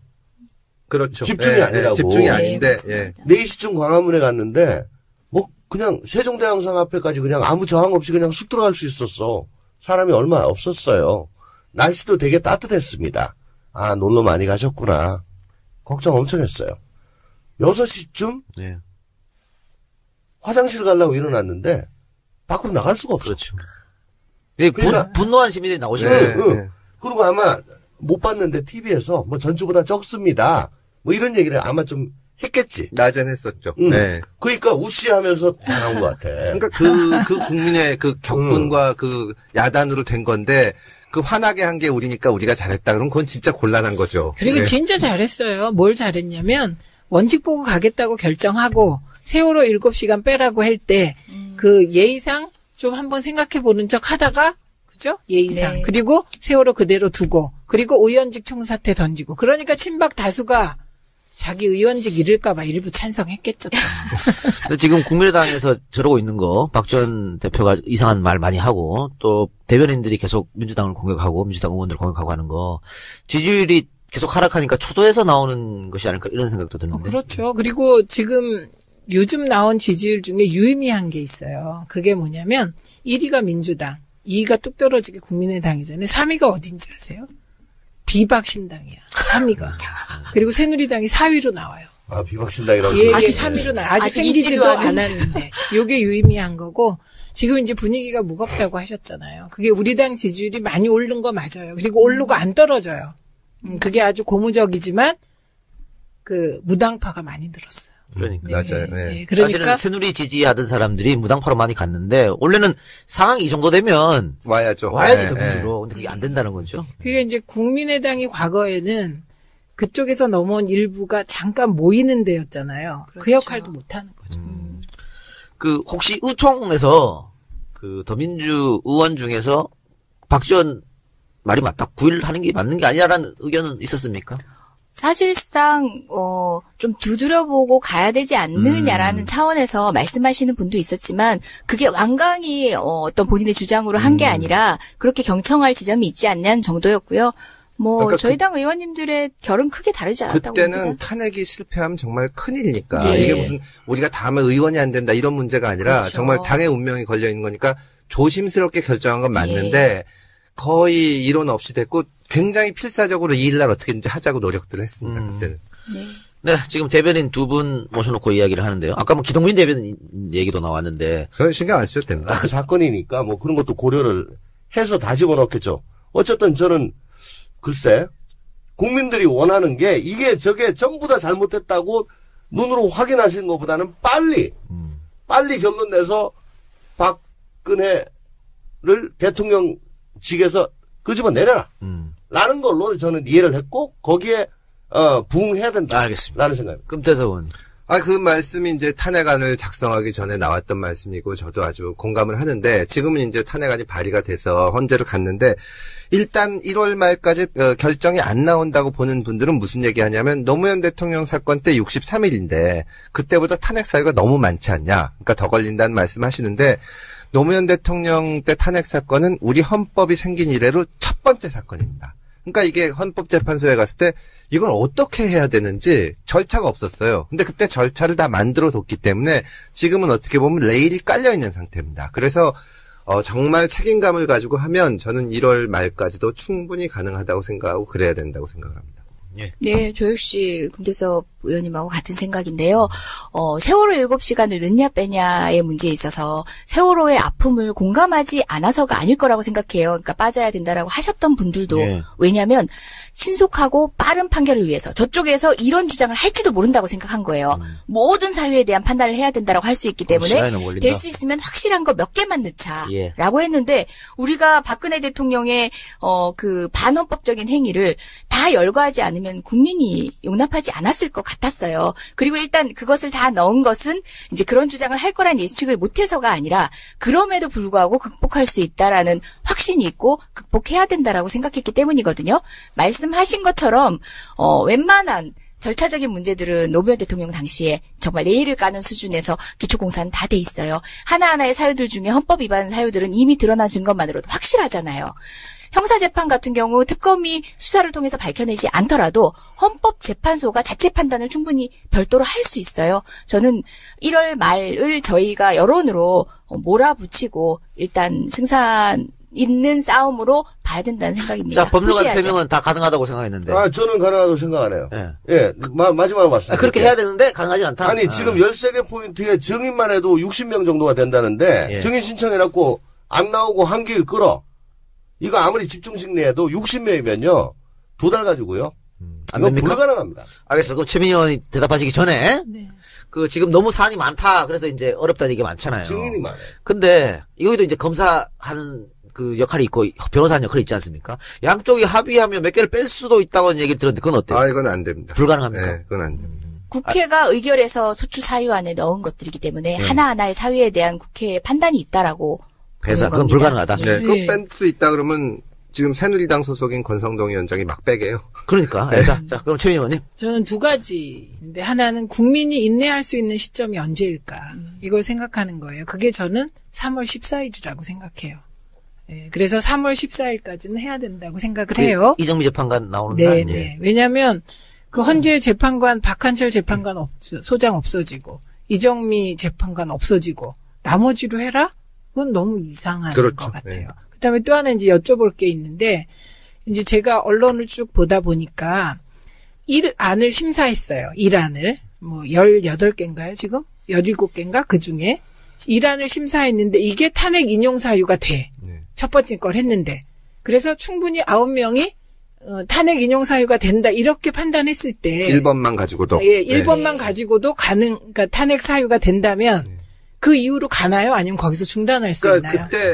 그때 토론회 때는 많은 헌법학자들이 거기서 끝날 수 있다 그랬거든요. 네. 그리고 왜냐하면 이게 형사재판은 절차를 준용하긴 하지만 형사재판은 전부 유죄일 경우에 그냥 유죄라고 하는 게 아니라 징역 몇 년을 할지를 정해야 돼요. 그러니까 19개가 지금 13개인가 그런데 그게 다 유죄일 경우에 징역 7년이면 뭐 5개면은 징역 3년 이게 되는데 이것만 근데 헌재에서는 지금 그렇게 안 하겠다고 했습니다. 다 본다. 근데 다만 그렇게 정밀하게는 안 볼 것 같습니다. 근데 이해가 안 되는 게 만약에 기각을 한다 그러면 다 보는 게 맞죠. 맞아요. 이것도 안 되고 저것도 안 돼, 이것도 안 돼. 그렇기 때문에 기각이 안 돼. 인용을 하는데 왜 그걸 다 중요한 포인트 지적을 하신 거예요. 조홍천 의원님께서 말씀하신 그러니까 주장하는 사실을 다 봐야 된다라는 얘기인데 그건 형사소송에서 무죄 주장하는 피고인이 나 이것 때문에 무죄예요. 이것 때문에 무죄예요 하면은 그걸 경청에 들어야 돼요. 근데 이거는 그게 아니라 이것 때문에 날려야 돼요 하는 것들이면은 더불어민주당 공식 팟캐스트 진짜가 나타났다 시즌3 4회 2부 시작하겠습니다. 요즘 뭐 전국 상황을 보면요. 여론조사도 그렇고 더민주 지지율이 상당히 대폭 상승하고 있는 모습이 보입니다. 국민의당 지지율은 오히려 지금 같은 야당입니다만 떨어져가는 모습을 보이고요. 새누리 지지는 뭐 당연히 떨어지는 것이고 당내에서 이런 지지도 상승에 대해서 이야기 좀 나오십니까? 고무적이라든가 뭐 우리가 좀 더 잘하자라든가 어떠세요? 너무 교과서적인 얘기인지 모르겠지만 실제 그렇습니다. 좀 무거워요. 그러니까 탄핵이 가결될 수 있다는 조짐이 보이던 당시부터 이제부터는 모든 시선과 화살이 우리한테 모일 거다라고 해서 그 위기감이 사실 지금도 당내에서는 그 책임감이라고 보시면 될 것 같아요. 굉장히 무거워요. 그 한바구음 짚고 있는 건 아니죠, 속으로? 아니죠. 일단 저희가 야당도 사실 가보면은 국민들이 많이 야단치잖아요. 지금 탄핵이 통과돼서 좀 칭찬을 해주시는데 저희가 보기에도 미흡한 점이 많은데 다만 이제 제가 말씀드릴 수 있는 것은 뭐냐 하면 저희가 중간에 실수도 많이 하고 헛발질도 했지만 이게 전례가 없던 일이거든요. 대통령이 진짜 뭐 측근비리야 매 정권에 있었지만 생각도 할 수 없을 만큼 잘못을 저지르고 그다음에 임기 중간에 국민들의 대다수가 이건 끝까지 가서는 안 된다고 얘기를 하고 또 탄핵까지 가고 이러는 과정에서 저희도 조심스럽게 가긴 했지만 일관성을 가지고 갔다. 그런 말씀은 드릴 수 있습니다. 그래서 그런 점은 좀 평가를 받는 게 아닌가. 더 열심히 하죠. 네. 원래 11월 2일 날 우리는 탄핵을 하려고 그랬죠. 12월 2일. 12월 2일. 그래서 12월 1일 날인가요? 당대표들끼리 만나가지고, 결판을 졌는데, 그때 박 전 대표가 뭐, 안 한다 그래가지고, 이제 이게 그날 못했어. 2일 날 못하고, 막 국민들이, 국민의당 때문에 탄핵 안 된다. 그래서 사실은 그 주말에 232만이라는 어마무시한 국민들이 나오신 건데, 그때 아마 국민의당의 그 당직자들, 그 간부들은 굉장히 핸드폰이 막 뜨거울 정도로 뭘 많이 받았던 것 같고, 저도 페이스북에 아쉽다. 지금 국민의당 이거 4차 담화 발표하고 이렇게 되면은 더욱더 상황이 어려워질 것 같은데, 이 탄핵을 조기에 좀 못하게 돼서 정말 국민의당한테 아쉽다. 그랬더니 그 다음날 국민의당 부대변인이 조응천 의원은 잘 되면 자기 탓, 못 되면 남의 탓, 요렇게 하는 버르장머리를 고쳐라. 라고. 버르장머리라는 단어를 썼어요. 그렇게 그 논평을 발표했어요. 강현재 부대변인? 아니요. 아니에요. 관악에 뭐 서울시의원이라고 하던데, 뭐 초선 의원이 페북에다가, 국민의당 좀 아쉽다. 그렇게 했다고 해가지고, 나 깜놀했어. 거의 대선 후보급으로. 네네. 그래가지고, 그래서 제가 기동민, 원내대변인한테, 지금 이런 거 했는데 이거 뭐 어떡하냐고. 그랬더니, 별로 안 도와주죠. 형, 그것은 좋은 일이요. 형이 참아이? 이러더라고. 그러니까 그때 대단히 놀랐습니다. 지금 아니 근데 왜 그게 아니라 박지원 대표님이 나서서 해야지 왜 일개 부대변인이 감히. 아니 근데 그 부분에 대해서 제가 진짜 한마디 하고 싶은데요. 하세요. 예, 지금 무슨 얘기들이 나오냐면 결국 박지원의 판단이 맞았던 거 아니냐. 2일날 했으면 부결될 수 있었는데 결과적으로 9일날 해서 된 거 아니냐. 그게 아니지. 국민의당에서 나온 얘기잖아요. 국민의당에서 나오고 네. 그런 얘기들을 해요. 네. 저는 진짜 웃기는 게 사실 그때 탄핵을 했어야 되거든요. 그러니까 그 당시에 11월 26일에 집중 집회에 정말 많이 국민들이 나오셨고, 그러니까 이 비박들도 우리가 40명 이상 있다 하자. 그래가지고 쭉 모였는데 갑자기 대통령이 3차 발표를 한 거예요. 그렇죠. 그러니까 비박이 흔들립니다. 그러면서 새누리당에서 4월 퇴진, 6월 대선이 나왔어요. 그런데 그때 이 국민의당에서 가결이 보장이 안 되면 발의도 못하겠다 이렇게 나온 겁니다. 그렇죠. 그러니까 우리는 그러면 2일날 보장을 못하는데 9일날은 어떻게 보장을 할 수 있냐. 이대로 가면은 9일날도 못한다, 1도 못하고. 그랬더니 이제 이 국민들이 막 나오고 또 그 국민의당의 그런 태도에 대해서 방금 조 의원님 한마디 옹호하셔야 돼. 아니 신경 안 쓰셔도 됩니다. 엄마 대변인이 왜 이렇게 많은 거예요?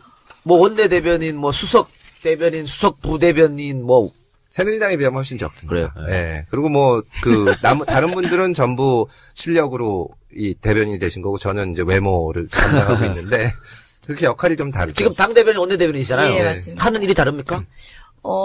대부분 최근에는 거의 겹치고 있습니다. 소위 이제 나와바리가 구분은 돼 있습니다. 원내대변인은 원내 사안, 그러니까 국회에서 국회의원들이 하는 의정활동 가운데서 나오는 이슈에 대해서 코멘트를 하는 거고요.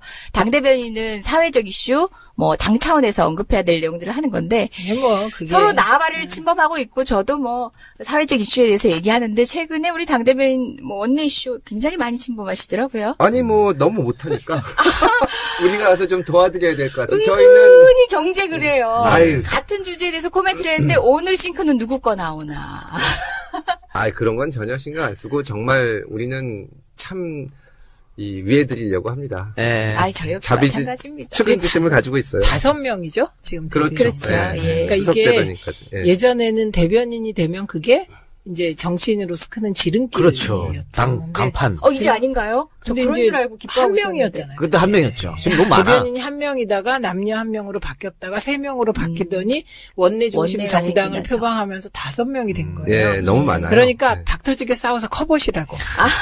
딴 거 넘어갑시다. 당직 하나도 없는데 좀 짜증나네, 진짜. 아니, 그래도 당 공식 팟캐스트에서 저랑 이렇게 금태섭 대변인만 마이크를 쥐고 있다는 것은 어느 정도 향후 전망이 짐작이 가는 일단 기동민한테는 별로 신경을 안 써요. 자꾸 언급하는 것만으로도 저는 알겠습니다. 조금 키워줘야죠. 조영천 의원님, 당직 안 맡으셔도 존재감 갑이에요. 제가 어릴 중학교 때 장래희망란에 야당 대변인이라고 적은 적이 있었어요. 근데 진짜 대변인이야 지금. 그냥 한 야당이 아니라 야권 전체 대변인이야. 근데 왜냐면 YS, DJ, 노무현 다 대변인 하셨거든. 그런가요? 이 세 분이. 그럼 결국 꿈이 대통령이네. 솔직하게 말을 하세요. 솔직하게. 돌려서 얘기하지 말고. 그런 야심 있으셨구나. 아니 근데 걱정하지 마세요. 저는 전론직필 언론인인 줄 알았어요. 조홍천 의원님 걱정하지 마세요. 뭐요? 이재명 시장 대변인 안 했고, 문재인 대변인 안 했고, 박원순 안 했고, 안희정 안 했고. 대통령 하나도 없네? 네. 근데 이제 그건 장차 어떻게 될지 모르니까. 네네네. 아니, 두 분한테 얘기하는 아니, 뭐 제가 걱정한다는 네. 게 아니고, 물어보면 안 한다고 그러려고 그랬는데, 묻지를 않아가지고. 그래요. 알겠습니다. 자, 다시 탄핵 이야기를 좀 해봅시다. 탄핵 소추가 가결은 됐습니다만은, 아직 멀었지 않습니까? 이제부터 시작이다. 그런 네. 느낌도 드는데, 우상호 원내대표가 헌재 심판 결정이 1월에 나와야 된다라고 얘기한 것 같아요. 근데 이거는 많은 분들이 또 동의하는 것 같습니다. 9명 다 했을 때 해야지, 무슨, 8명은. 근데 이제 1월 31일까지 그럼 해야 된다는 얘기지 않습니까? 그렇죠. 네. 근데 또 많은 법률가들은 물리적으로 도저히 불가능하다고 얘기합니다. 자, 법률가 세 분이 나와셨으니까, 어떻게 생각하십니까? 선배님부터 먼저 말씀하시죠. 선배님부터 말씀하시죠. 예. 기스로. 감사합니다. 몇 오랜만에 기시죠? 욕 나옵니다. 18기입니다. 판단 유탈이라는 게 있어요. 네.